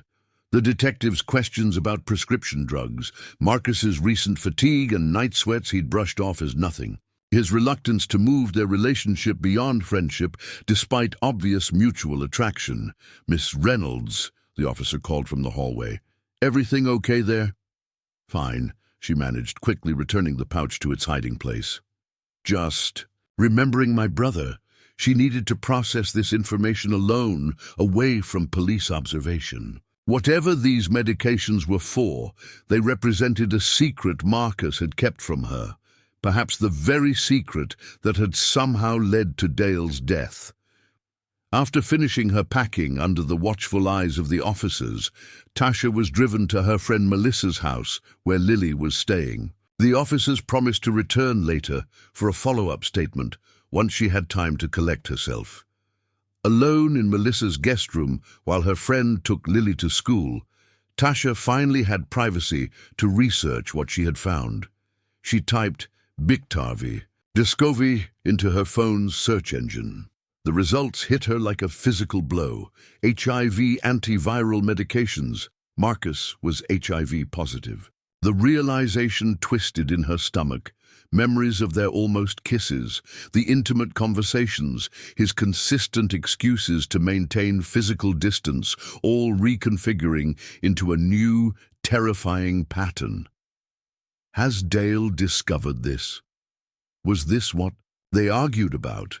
The timeline aligned with Detective Collins's questions about Marcus's recent behavior changes. Someone had contacted him, upset him. Someone who knew his status. Tasha searched for CD4 count viral load HIV, educating herself quickly on the basics of the virus, transmission risks, and treatment protocols. The more she read, the more certain pieces fell into place, and the angrier she became. Marcus had hidden something potentially life-threatening from her while growing closer to her, spending time with her child. The betrayal cut deep, compounding the grief of losing Dale. But one question remained unanswered. Who was Judge Montgomery, and why had Marcus called her in his moment of crisis? Tasha returned to her search engine, typing Judge Elaine Montgomery Riverdale. News articles appeared showing a distinguished-looking woman in her early 40s with auburn hair pulled into a severe bun, judicial robes draping her slender frame. The accompanying stories painted a picture of a respected jurist, known for tough sentences and an unblemished ethical record. One article mentioned Montgomery's involvement in prison education initiatives at Riverdale Correctional. confirming what Marcus had told her, but something didn't add up. Why would a former inmate call a judge after killing someone? Why not a friend, a lawyer, or even his parole officer? Unless there was more to their relationship than education programs. Tasha scrolled through more articles until she found one that mentioned Judge Montgomery had presided over State v. Blackwell, Marcus's trial. She had sentenced him to 8 years with possibility of parole after 4, a term the article noted was unusually lenient for the typically harsh Montgomery. The pieces began assembling themselves in Tasha's mind, forming a picture she didn't want to see. Marcus and Montgomery had some connection beyond the typical judge-defendant relationship. The judge had given him an unexpectedly light sentence. And after killing Dale, Marcus had called her, not for legal help, but for, what? Comfort, advice, protection. A new, terrible suspicion formed. Tasha searched HIV non-disclosure laws, Massachusetts, and learned that knowingly exposing someone to HIV without disclosing one's status could be prosecuted as assault in severe cases. Had Marcus infected the judge? Was that why he called her? Tasha grabbed her phone and dialed Detective Collins's number. "This is Collins." "Detective, it's Tasha Reynolds. I found something in my bathroom, something that might explain why Marcus and Dale fought." 20 minutes later, Detective Collins and her partner arrived at Melissa's house. Tasha showed them photos she had taken of the medication bottles and notebook, explaining where she had found them. "HIV medications," Collins confirmed, examining the images. "And you believe your brother discovered this information?" "It's the only explanation that makes sense," Tasha said. "Dale was protective of me. If he found out Marcus was hiding something like this while getting close to me, and you mentioned Mr. Blackwell had been acting differently after receiving a call," Collins pressed. "Any idea who that might have been?" "I think it was Judge Montgomery," Tasha said firmly. "I looked her up. She presided over Marcus's trial and gave him a lighter sentence than usual, and she ran education programs at the prison where he was incarcerated." Detective Collins exchanged glances with her partner. "We're following up on that connection. Judge Montgomery hasn't responded to our calls this morning." "There's more," Tasha continued. "If Marcus didn't disclose his HIV status to someone he was intimate with, that's a crime in Massachusetts. What if he and the judge were involved somehow? What if she called to confront him about exposing her?" The detective's expression remained professionally neutral, but her interest was evident. "That's speculative, Ms. Reynolds, but we'll certainly investigate all possible angles." After the detectives left with the new information, Tasha sat alone in the guest room, grief and anger churning within her. Her brother was dead.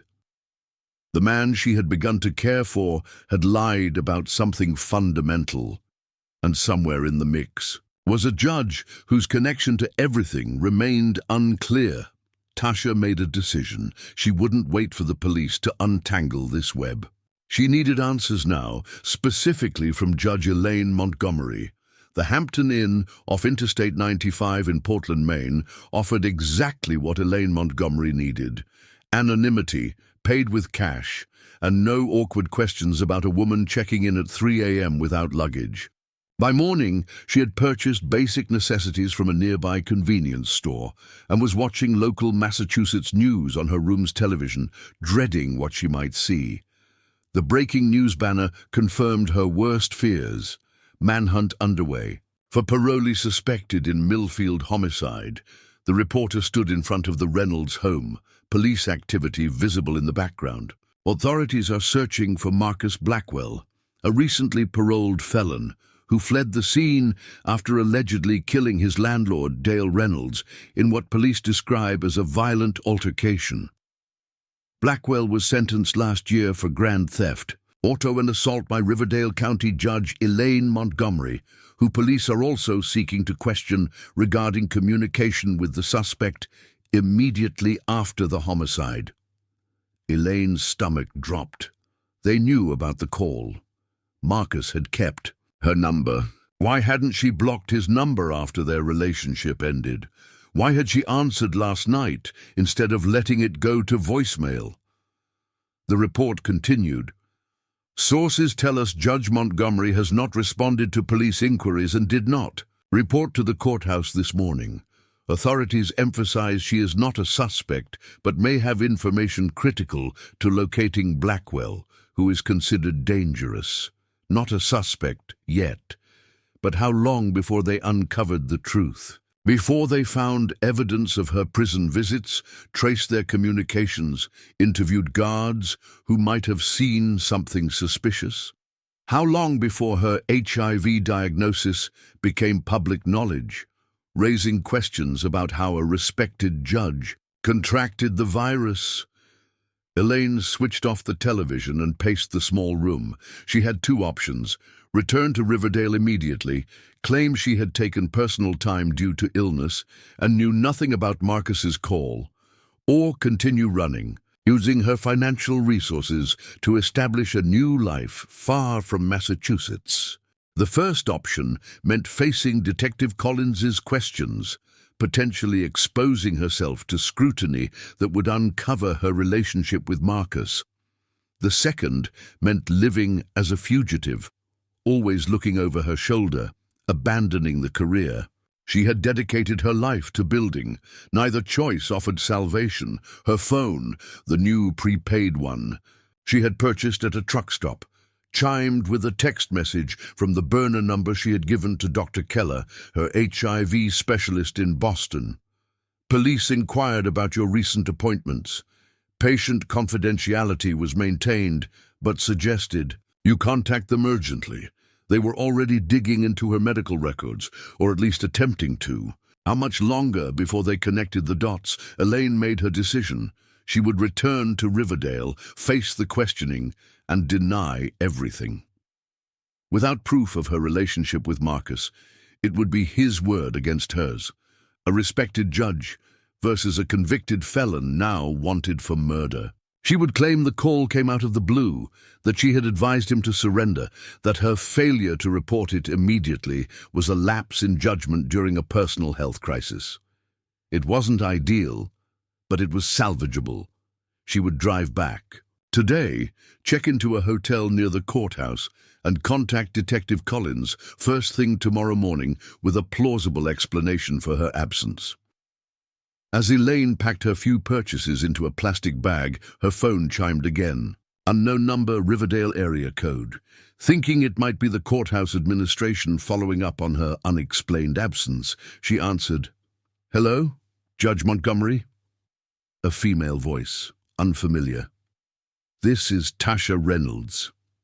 Elaine froze, her mind racing to place the name. Reynolds, Dale Reynolds' sister, Marcus's new girlfriend. "I'm afraid you have the wrong number," Elaine replied automatically, her judicial composure kicking in despite her panic. "No, I don't think I do," Tasha continued, her voice steady. "I found Marcus's HIV medications in my bathroom. I know he called you right after killing my brother. I want to know why." Elaine's legal training screamed at her to end the call immediately. Nothing good could come from this conversation, but something else, guilt perhaps, or simple human decency, kept her on the line. "Ms. Reynolds, I understand you're going through a terrible tragedy, but I can't help you. Please direct your questions to the police." "The police don't know what I know," Tasha countered. "They don't know that Marcus hid his HIV status from me while getting close to my family. They don't know that someone called him recently and upset him. They don't know that you gave him an unusually light sentence, or that you ran education programs at Riverdale while he was incarcerated." The implied accusation hung in the air. This woman had done her research, piecing together the very connections Elaine feared would emerge. "Whatever you're insinuating, I'm not insinuating anything," Tasha interrupted. "I'm trying to understand why my brother is dead. Did Marcus infect you with HIV, Judge Montgomery? Is that why he called you after killing Dale?" The direct question, so close to the devastating truth, momentarily robbed Elaine of words. Her silence was damning. "I see," Tasha said after the prolonged pause. "You know, the police are looking for you too. Apparently you didn't show up for court today right after Marcus called you. Quite a coincidence." "Ms. Reynolds, I strongly advise you to speak with the police about your concerns. This call is inappropriate." Elaine had regained her judicial tone, though her hand shook as she held the phone. "I'm going to the police right after we hang up," Tasha replied. "I'm going to tell them everything I've figured out about you and Marcus. But I thought you deserved a chance to explain your side first, out of respect for the law you're supposed to uphold." The contempt in her voice cut through Elaine's practiced facade. This woman had lost her brother and discovered devastating betrayals in the span of 24 hours, yet somehow maintained more dignity than Elaine had managed. "I had nothing to do with your brother's death," Elaine said finally. "Marcus called me afterward, but I advised him to surrender to authorities." "And your relationship with him? HIV?" Elaine closed her eyes, weighing decades of career against the simple truth. "That's a private medical matter." "Not when it got my brother killed," Tasha shot back. "Not when Marcus hid the same condition. From me. If you'd reported him when he infected you, Dale might still be alive." The accusation landed like a physical blow. Elaine hadn't considered that perspective, that her silence to protect her career had allowed Marcus to potentially endanger others. "You don't understand the complexities." "I understand that two people with power and responsibility, a judge and a parolee who knew his HIV status, chose to protect themselves instead of being honest," Tasha interrupted. "And now my brother is dead. My daughter has lost her uncle, and I'm left trying to make sense of it all." Elaine had faced grieving families in her courtroom for years, had handed down sentences with the cool detachment expected of her position. Never had she felt as judged as she did now by this woman she had never met. "I'm sorry about your brother," she offered inadequately. "Sorry doesn't bring Dale back," Tasha replied. "But the truth might help me understand why he's gone. Are you going to tell it, or am I going to piece it together for Detective Collins?" The threat was clear. Elaine's options narrowed to a pinpoint. Confess to this grieving sister or have her secrets excavated by law enforcement. "I'll speak with Detective Collins," Elaine conceded, "tomorrow morning."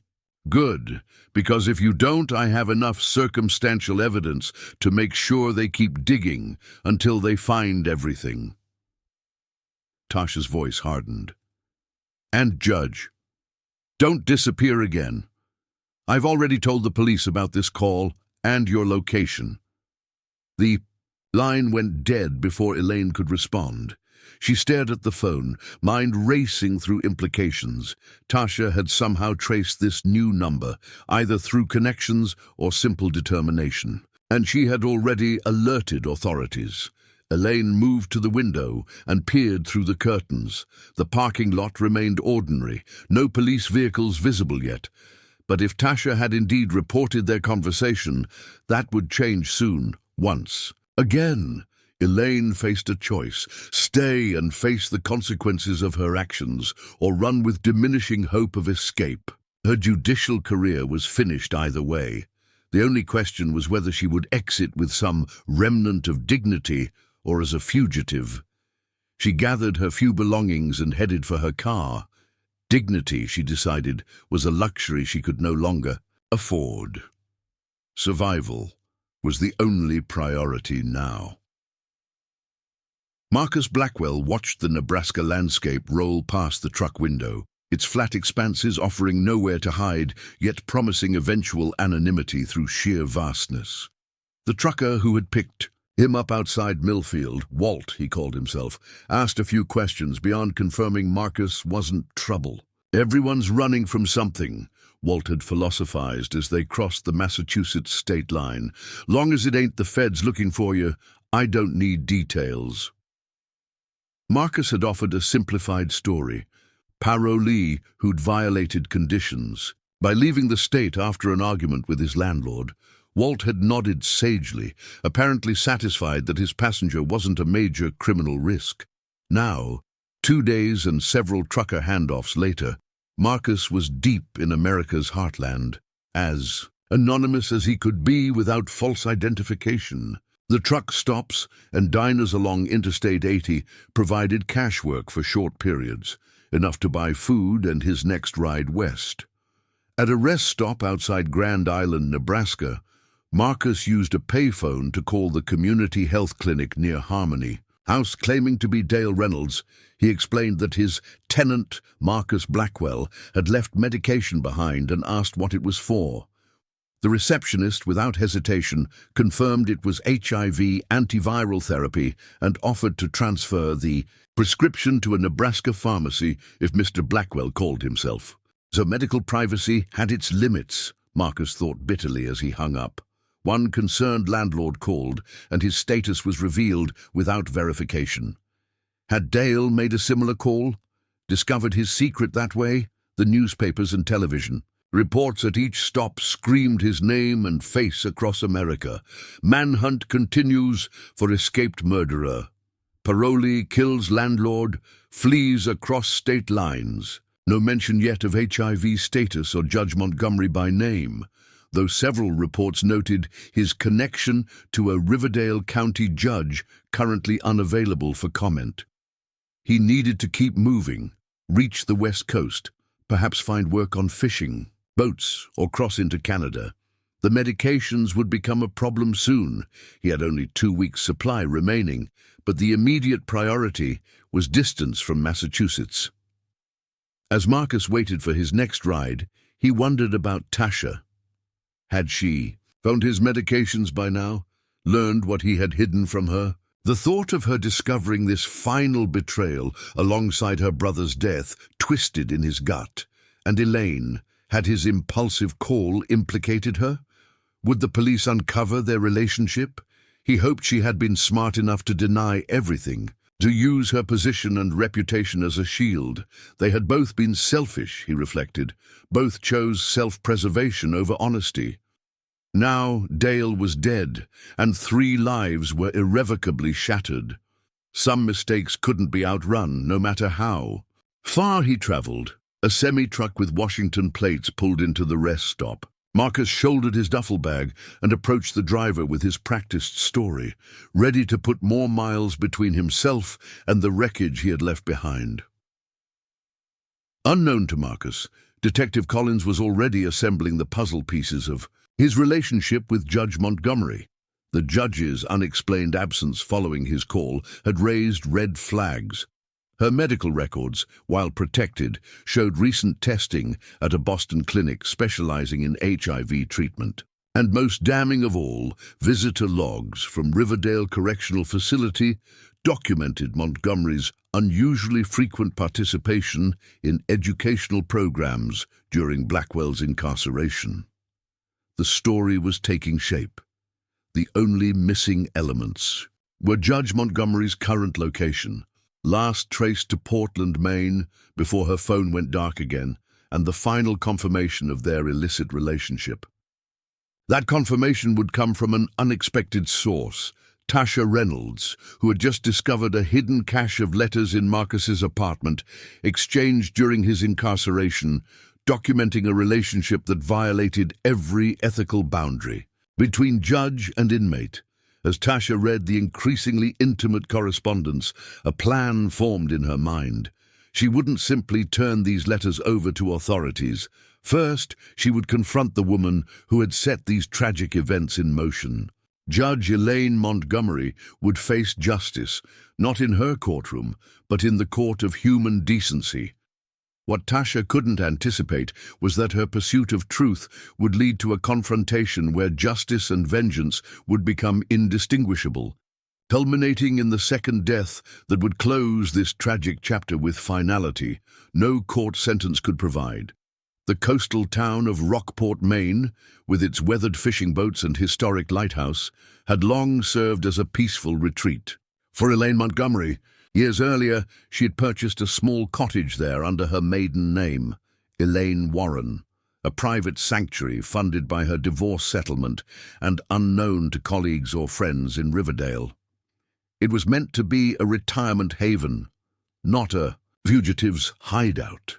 Now, as she navigated the familiar winding roads leading to her property, that distinction felt meaningless. The quaint charm of the village seemed to mock her desperation as she constantly checked her rearview mirror for police vehicles. After abandoning the Hampton Inn following Tasha's call, Elaine had switched vehicles at a used car lot 2 towns over, paying cash for an inconspicuous grey Civic with high mileage.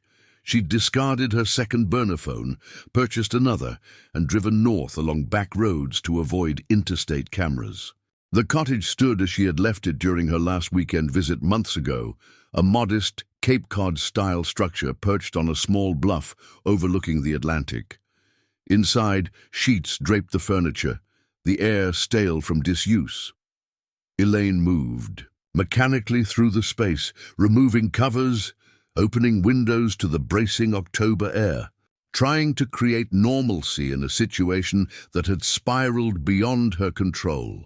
Her new phone contained only one contact, Dr. Susan Keller in Boston. She needed to establish local medical care for her HIV treatment, but that would mean records, identification, questions she couldn't answer. Each path forward presented new complications, new ways to be discovered. As night fell, Elaine sat on the small deck facing the ocean, a glass of bourbon in hand. The rhythmic crash of waves against rocks below provided a soundtrack to her unraveling life. She had spent decades building her reputation, her career, her position of authority, all now balanced on the knife edge of exposure. The irony wasn't lost on her. How many defendants had stood before her bench, offering excuses for their crimes, claiming extenuating circumstances and momentary lapses in judgment? How many had she sentenced with the cold certainty that justice required consequences regardless of context? Now she was the one fleeing consequences, constructing justifications, seeking escape from accountability. Her phone rang, startling her from contemplation. Unknown number. Logic dictated ignoring it. Who besides Dr. Keller would call this new number? But instinct, perhaps hoping for a lifeline, compelled her to answer. "Hello?" "You didn't keep your promise, Judge." Tasha Reynolds' voice, instantly recognizable despite their brief previous conversation. "You were supposed to talk to Detective Collins this morning." Elaine's blood ran cold. "How did you get this number?" "Your doctor's office isn't as secure as you might think, especially when an assistant believes they're speaking with a specialist consulting on your case." The implication was clear. Tasha had successfully social engineered access to her contact information through Dr. Keller's office. This woman was more resourceful than Elaine had anticipated. "What do you want from me?" Elaine asked, abandoning pretense, the truth, all of it, not filtered through police reports or lawyers. Tasha's voice remained steady, controlled. "I found Marcus's letters in his apartment. I know about your relationship during his incarceration. I know he infected you with HIV. What I don't know is why my brother had to die because of it." Elaine closed her eyes, feeling the last threads of deniability slip away. The letters. Of course. She had insisted Marcus destroy them upon release, but clearly sentimentality or caution had led him to preserve that evidence. "Your brother's death was not my intention," Elaine said carefully. "I told Marcus he needed to disclose his status to you.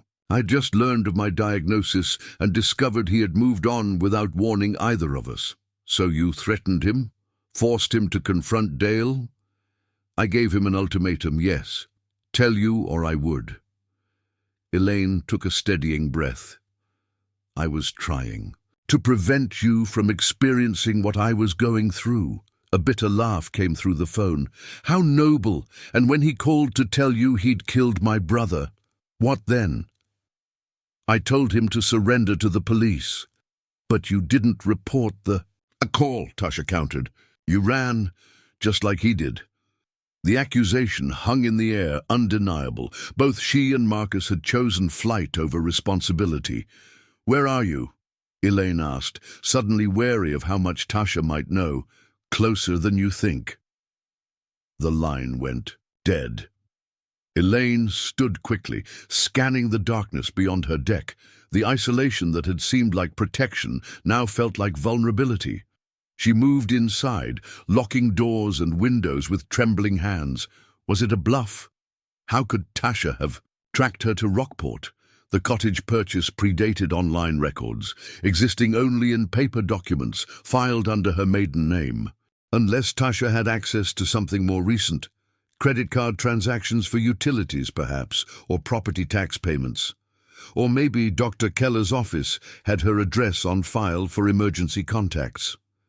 Regardless of how, Elaine's instinct screamed that Tasha's threat wasn't empty. She needed to leave immediately. She grabbed essential documents and medications, shoving them into her bag, and moved toward the front door. A car crunched on the gravel driveway. Too late. 4 days into his westward journey, Marcus Blackwell stood in a truck stop bathroom in Wyoming, staring at his reflection in a grimy mirror. The face, looking back, was already transforming.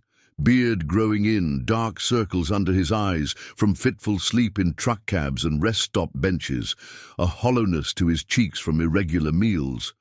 He splashed water on his face and adjusted the baseball cap he'd purchased to obscure his features. The local news in the diner had featured his mugshot again, though the story had shifted from front-page urgency to routine updates on a fugitive still at large.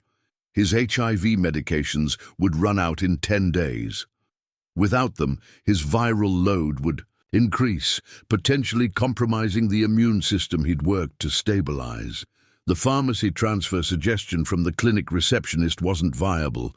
It would create an electronic trail, alerting authorities to his location.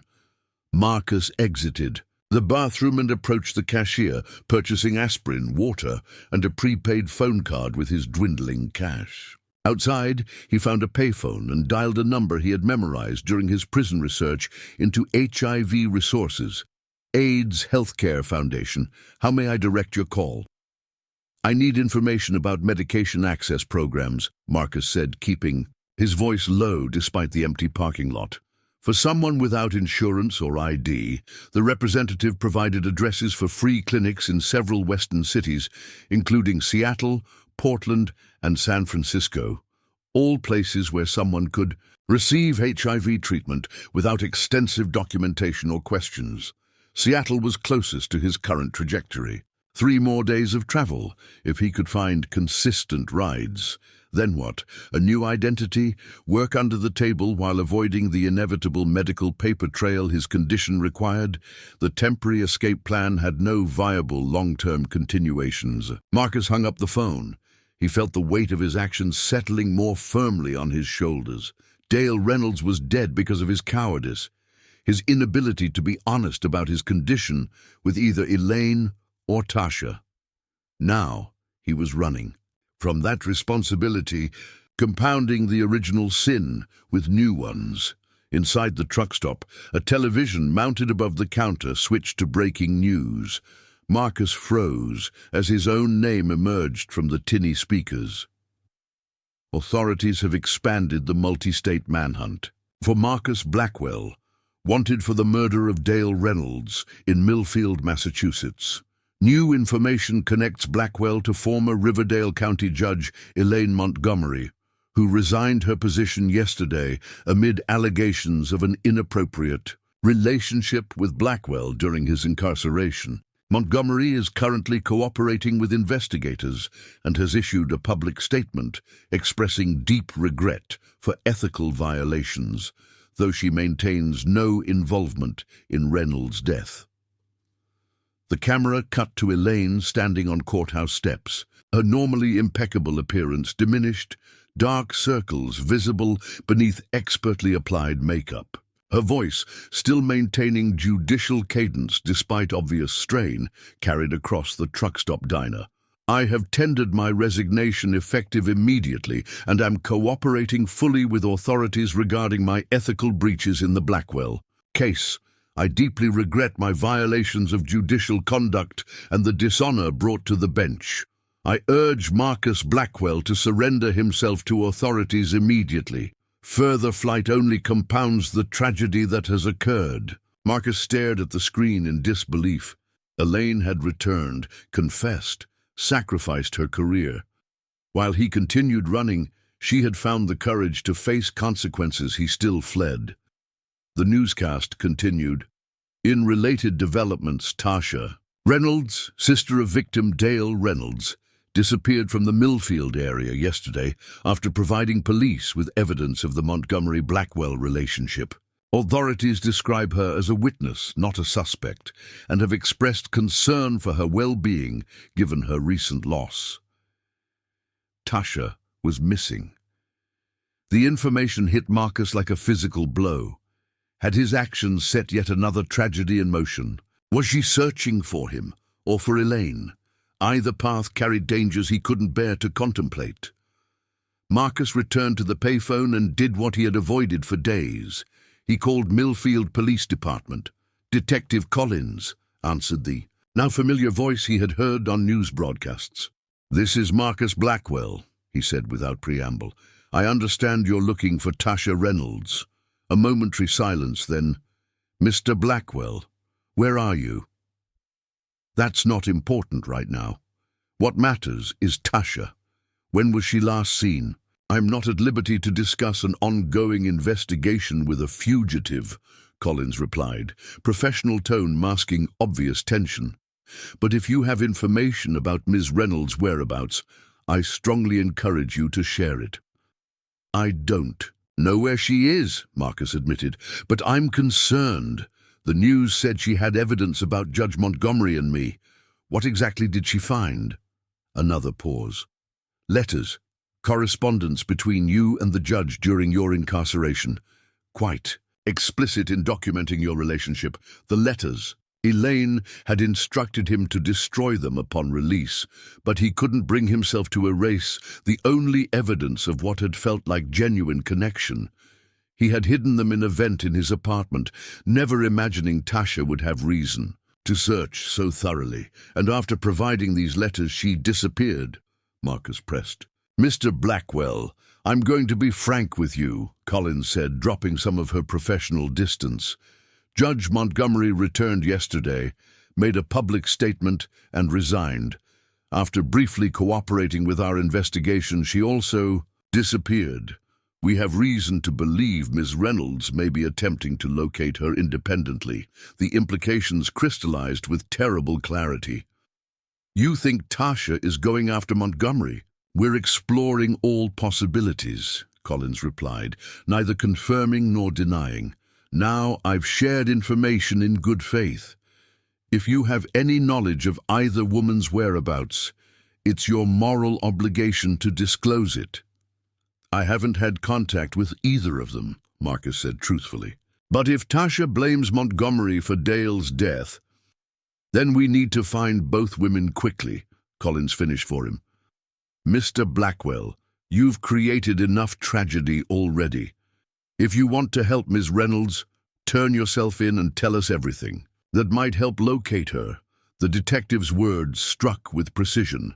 Marcus had set these events in motion, each decision hiding his HIV status, continuing his relationship with Elaine, fleeing after Dale's death, had led to this moment. "I'm in Wyoming," he said finally. "A truck stopped outside Cheyenne. I'll stay here until local authorities arrive." As Marcus provided details of his location, he felt an unexpected lightness, not freedom, but the release that comes from relinquishing flight. Whatever consequences awaited, they couldn't be worse than the knowledge of continued cowardice. The cottage door opened before Tasha could knock. Judge Elaine Montgomery stood framed in the entrance, travel bag slung over one shoulder, clearly attempting to flee once again. "Going somewhere?" Tasha asked, her voice steadier than she felt. Elaine assessed her with the calculating gaze that had likely intimidated countless defendants. "Ms. Reynolds, I assume you've notified the police of my location." "Not yet. Tasha stepped forward, forcing Elaine to retreat back into the cottage. "I wanted to speak with you first." The interior was sparse but elegant, tasteful furniture, draped with sheets, walls adorned with seascapes, large windows overlooking the darkened ocean. Tasha closed the door behind her, sealing them both inside. "I've already released a public statement," Elaine said, placing her bag on a draped sofa. "I've resigned my position and disclosed my ethical violations. There's nothing more to discuss." "You think resignation covers this?" Tasha moved further into the space, noting the half-empty glass of bourbon on a side table. "My brother is dead. Marcus is a fugitive. I've tested negative for HIV so far, but I'll need repeated testing for months. Your career is the least of what's been destroyed." Elaine's composure slipped momentarily before she recovered. "I've expressed my deep regret for my role in these events. I've cooperated with authorities regarding my relationship with Marcus. But I did not kill your brother, nor did I direct Marcus to do so. You gave him an ultimatum that sent him to confront Dale," Tasha countered. "You knew his history of violence, his instability, yet you pushed him toward a confrontation that ended with my brother's skull crushed. I told him to disclose his status to you," Elaine clarified, judicial precision still evident in her language.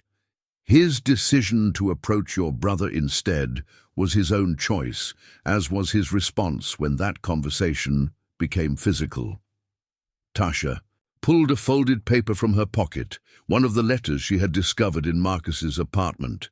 "You wrote to him, 'Sometimes I imagine how different life would be if we had met in another context.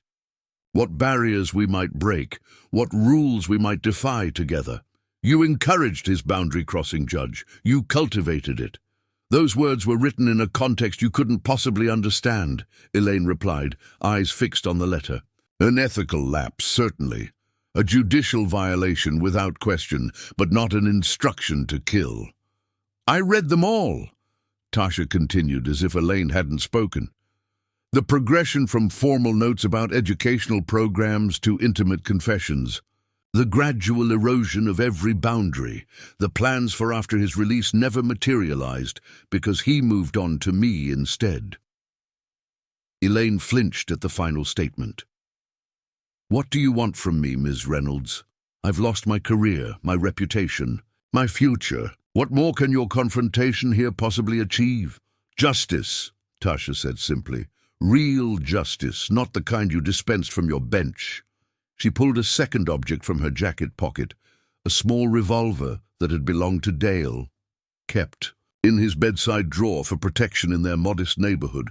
Elaine's eyes widened. "Ms. Reynolds, Tasha, you don't want to add to this tragedy, don't I?" Tasha raised the gun with a steadiness that surprised even her. "My brother is dead because you and Marcus played with people's lives, because neither of you could face the consequences of your actions until it was too late." "I'm facing consequences now," Elaine insisted, maintaining remarkable composure despite the weapon pointed at her. "I've lost everything I spent decades building. I'll likely face criminal charges for judicial misconduct. My HIV status will become public knowledge during proceedings. While you live," Tasha countered, "while you breathe and plan and adapt, Dale doesn't get that luxury." A heavy silence filled the cottage, broken only by the distant crash of waves against the rocks below. The two women stood frozen in a tableau of grief and guilt, one seeking retribution, the other facing judgment outside her courtroom. "If you shoot me," Elaine said finally, her voice quiet but firm, "you destroy 3 lives instead of 2. Your daughter needs you. She's already lost her uncle.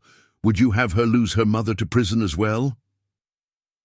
The mention of Lily landed like a physical blow. Tasha had left her daughter with Melissa, promising to return by morning, offering no explanation for her sudden departure. The image of Lily waiting, wondering, eventually learning her mother had committed murder, briefly shook her resolve. "Dale was the only family we had," Tasha said, voice cracking for the first time. Lily's father left before she was born. Dale stepped up, became the male figure in her life, taught her to ride a bike, checked under her bed for monsters. You and Marcus took that from her, and taking me from the world restores that, Elaine asked gently, her judicial persona giving way to simple human empathy. Does another death balance the scales for you? Tasha's hand trembled slightly, the weight of the gun suddenly heavier. I want someone to pay for what happened. Someone will, Elaine promised. I will face legal consequences for my actions. Marcus has likely been apprehended by now, based on the police activities I observed before leaving Riverdale. The system you feel failed will process us both. The system you were part of, Tasha noted bitterly. The system you manipulated for a man who charmed his way into your chambers and your bed. Elaine didn't deny the accusation. Yes, a system I failed and that failed me in turn. But killing me won't restore your faith in that system. Outside, a vehicle approached on the gravel drive, headlights sweeping across the cottage windows. Both women tensed at the intrusion. Did you call them? Tasha demanded, grip tightening on the revolver. No, Elaine replied, moving cautiously toward the window. But I'm not surprised they've found us. Detective Collins is quite thorough. Through the glass, the unmistakable profile of a police cruiser came into view, followed by an unmarked sedan. Detective Collins emerged from the second vehicle, accompanied by two uniformed officers from the marked car. It's over, Tasha, Elaine said softly. Whatever justice you seek, it won't be found in this cottage tonight. Tasha's mind raced through diminishing options. She could complete what she had come to do, a single shot before police entered. She could turn the gun on herself, following the tragic logic of those who see no path forward. Or she could surrender, return to Lily, attempt to rebuild from the wreckage of the past week. As flashlight beams played across the cottage exterior and Detective Collins' voice called through the door, Tasha made her decision. She lowered the gun slowly and placed it on the coffee table between them. For Lily, she said, eyes locked with Elaine's. Not for you. Elaine nodded in understanding. We all make choices to protect those we love. Sometimes we choose wrongly. The cottage door opened, officers entering with weapons drawn, Detective Collins following with practiced caution. The tableau they encountered, Tasha standing with empty hands, Elaine seated calmly beside an upholstered revolver, told a story different from what they had anticipated. Ms. Reynolds, Collins acknowledged, holstering her own weapon as officers secured the scene. Judge Montgomery, I see we arrived at an opportune moment. Detective, Elaine replied with the last vestiges of her judicial authority. Ms. Reynolds and I were just concluding our discussion about the nature of justice. It seems we've reached an understanding. As officers escorted both women outside, Tasha glanced back at the gun left behind on the coffee table, the justice she had sought, but ultimately rejected. In that moment, she recognized that no death would restore Dale, no punishment would erase his absence, no verdict would heal what had been broken. The true resolution would come not through vengeance, but through the harder path of rebuilding, a journey that would begin with her return to Lily and continue through the long process of healing they would face together. 1 month later, Marcus Blackwell sat in a visitation booth at the county jail, orange jumpsuit stark against his paler-than-usual complexion. Across the plexiglass divider, Tasha Reynolds studied him with eyes that had aged years in weeks. I didn't expect you to come, Marcus said into the mounted phone, his voice heavy with the weight of everything between them. I needed to see you, Tasha replied simply. To understand, Marcus nodded, accepting the purpose of her visit. Have you been tested again? Still negative, she confirmed. Doctor says one more check at the 6-month mark should be definitive. Relief flickered across his features. And Lily? Managing. Children adapt better than adults sometimes. She misses. Dale, Tasha paused. We both do. The unspoken accusation hung between them, acknowledged but not dwelled upon. Both had moved beyond recrimination to the harder space of acceptance. The plea agreement, she asked. Manslaughter. 15 years with possibility of parole after. 8. A bitter echo of his previous sentence under Judge Montgomery. They dropped the HIV non-disclosure charges in exchange for testimony against the judge. Tasha absorbed this information. And Montgomery? 2 years for judicial misconduct, suspended to probation due to her cooperation and health condition. Marcus shook his head slightly. The system protects its own. She lost everything regardless, Tasha noted without sympathy. Her career, reputation, privacy about her condition. They sat in silence for a moment, each contemplating the cascading consequences of choices made months and weeks earlier. I never meant for any of this to happen, Marcus said finally, the inadequate refrain of everyone who has caused irreparable harm. I know, Tasha replied. That's what makes it all so much worse. None of you meant for Dale to die. You just meant to protect yourselves, whatever the cost to others. Marcus couldn't dispute the assessment. I'll carry that knowledge every day of my sentence and beyond. Tasha nodded. Having said what she came to say and heard what she needed to hear, she placed her hand against the plexiglass briefly, not in forgiveness or reconciliation, but in acknowledgement of the human connection that remained, despite everything. Goodbye, Marcus. As she stood to leave, he called after her. Tasha, tell Lily. Tell her I'm sorry her uncle isn't there to check for monsters anymore. Tasha paused, then responded without turning back. She knows there are real monsters now. We both do. Outside the county jail, Detective Collins waited beside her unmarked car. Get what you need? Closure, if that's possible, Tasha replied, sliding into the passenger seat, or at least a period at the end of this particular sentence. As they drove away from the facility where both Marcus Blackwell and former Judge Elaine Montgomery had faced final judgment for their actions, Tasha gazed out the window at the autumn leaves falling from trees lining the road. A reminder that endings are also beginnings, that decay precedes renewal, and that justice, while imperfect, eventually finds its way through even the most tangled human circumstances. 6 months after the events that shattered lives across 2 states, the Riverdale County Courthouse stood unchanged, its red brick facade and white columns projecting the same authority they had for nearly a century, yet inside, everything had transformed. Courtroom 3, once Judge Elaine Montgomery's domain, now belonged to Judge Raymond Patel, a former prosecutor known for his methodical approach and unimpeachable ethics.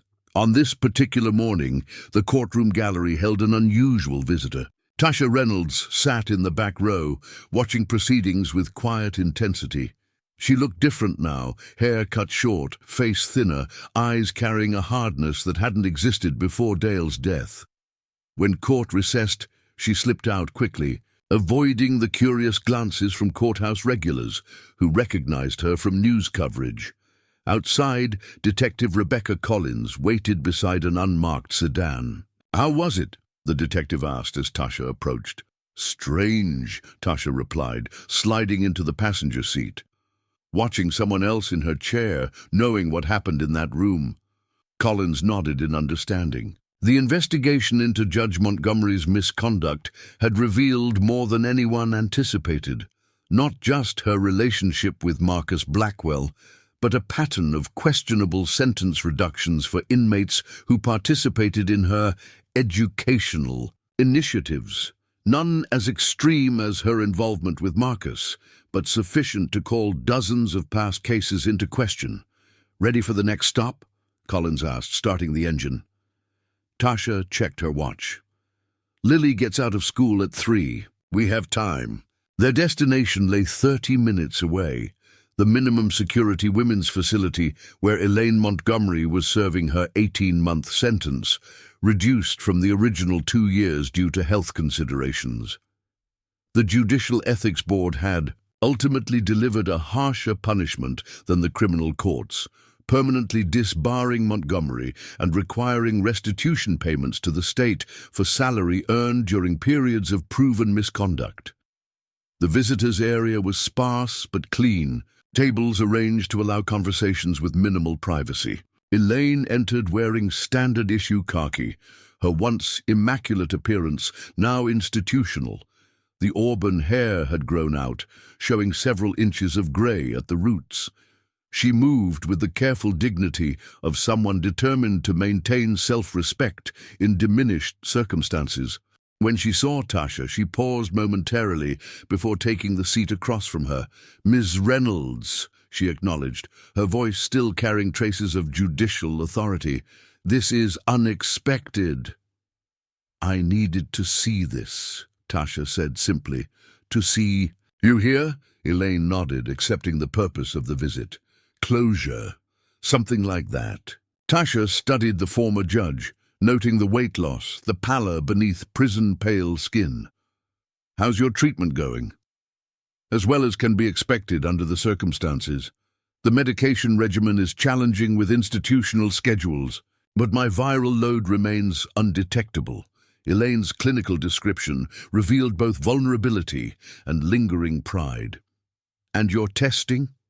"Final results came back negative last week," Tasha confirmed. "Permanently in the clear." Relief flashed briefly across Elaine's features. "I'm glad. That would have been one more burden you don't deserve." They sat in momentary silence, two women connected by tragedy, but with nothing truly in common beyond it. "Marcus's sentencing is next week," Tasha said finally. 15 years, eligible for parole after 8. Different judge, different courthouse. "I heard," Elaine folded her hands on the table.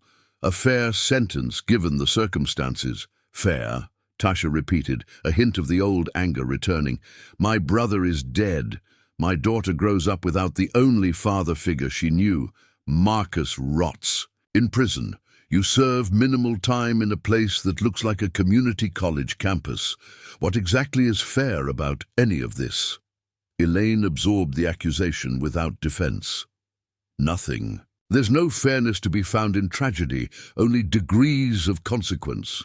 Consequences you tried to run from," Tasha noted. "Yes," Elaine acknowledged.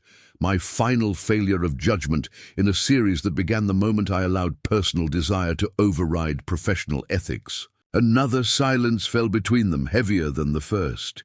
"Did you love him?" Tasha asked suddenly. "Marcus, was it real or just convenience? Power? Boredom?" The question caught Elaine off guard. She considered it with the same careful deliberation. She had once given legal arguments from her bench. "I believed it was love," she said finally. "In retrospect, it was a projection of what I needed. Connection, passion, the illusion of being truly seen rather than merely respected or feared. Whether that constitutes love, I'm no longer qualified to judge." Tasha nodded, finding unexpected resonance in the answer. She had asked herself similar questions about her growing feelings for Marcus before everything imploded, whether she had seen the real man or merely what she needed to see in him. "You know why I really came," Tasha said, changing direction. "The cottage in Maine, when I found you there, when I had the gun. You wanted to know if you made the right choice by not pulling the trigger," Elaine finished for her. "Yes." Elaine considered the weight of the question. "If you're asking whether I've found redemption or meaning in my continued existence, I can't offer that comfort. Each day is an exercise in accepting consequences, in rebuilding an identity separate from the bench and title that defined me. Some days that feel valuable, others merely punishing." "Not very reassuring," Tasha observed.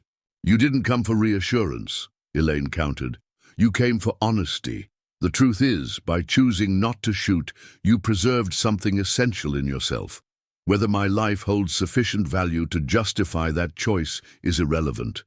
Your life does. The simple clarity of the statement penetrated Tasha's lingering doubts. She had made the right choice that night, not for Elaine's sake, but for her own and for Lily's. "I won't be visiting again," Tasha said, standing to indicate the conversation had reached its conclusion. "I wouldn't expect you to." Elaine remained seated, maintaining dignity in the face of dismissal. "For whatever it's worth, Miss Reynolds, I'm truly sorry for your loss." Tasha nodded once in acknowledgement, not acceptance, before turning to leave. At the door, she paused to look back at the former judge, a woman who had once commanded a courtroom with absolute authority, now reduced to institutional uniformity. No words remained between them. Justice, however imperfect, had run its course. Outside, Detective Collins waited patiently. "Get what you need?" "Enough," Tasha replied. "Take me to Lily's school. I don't want to be late picking her up." As they drove away from the facility, Tasha gazed out the window at the spring landscape beginning to emerge from winter dormancy.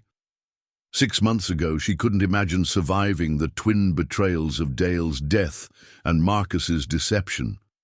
Now, she focused on school pickups, homework help, and creating new routines with Lily in the apartment they'd found across town from the haunted memories of Oakwood Drive. "We're considering Marcus for a multi-state task force on HIV disclosure laws," Collins mentioned as they approached Millfield. His testimony about the barriers to disclosure, the fear of rejection and isolation, could help shape better policies. Give some meaning to what happened. Tasha considered this unexpected development. He'd be good at that, articulate, persuasive. A hint of the old bitterness crept into her voice. Too persuasive sometimes.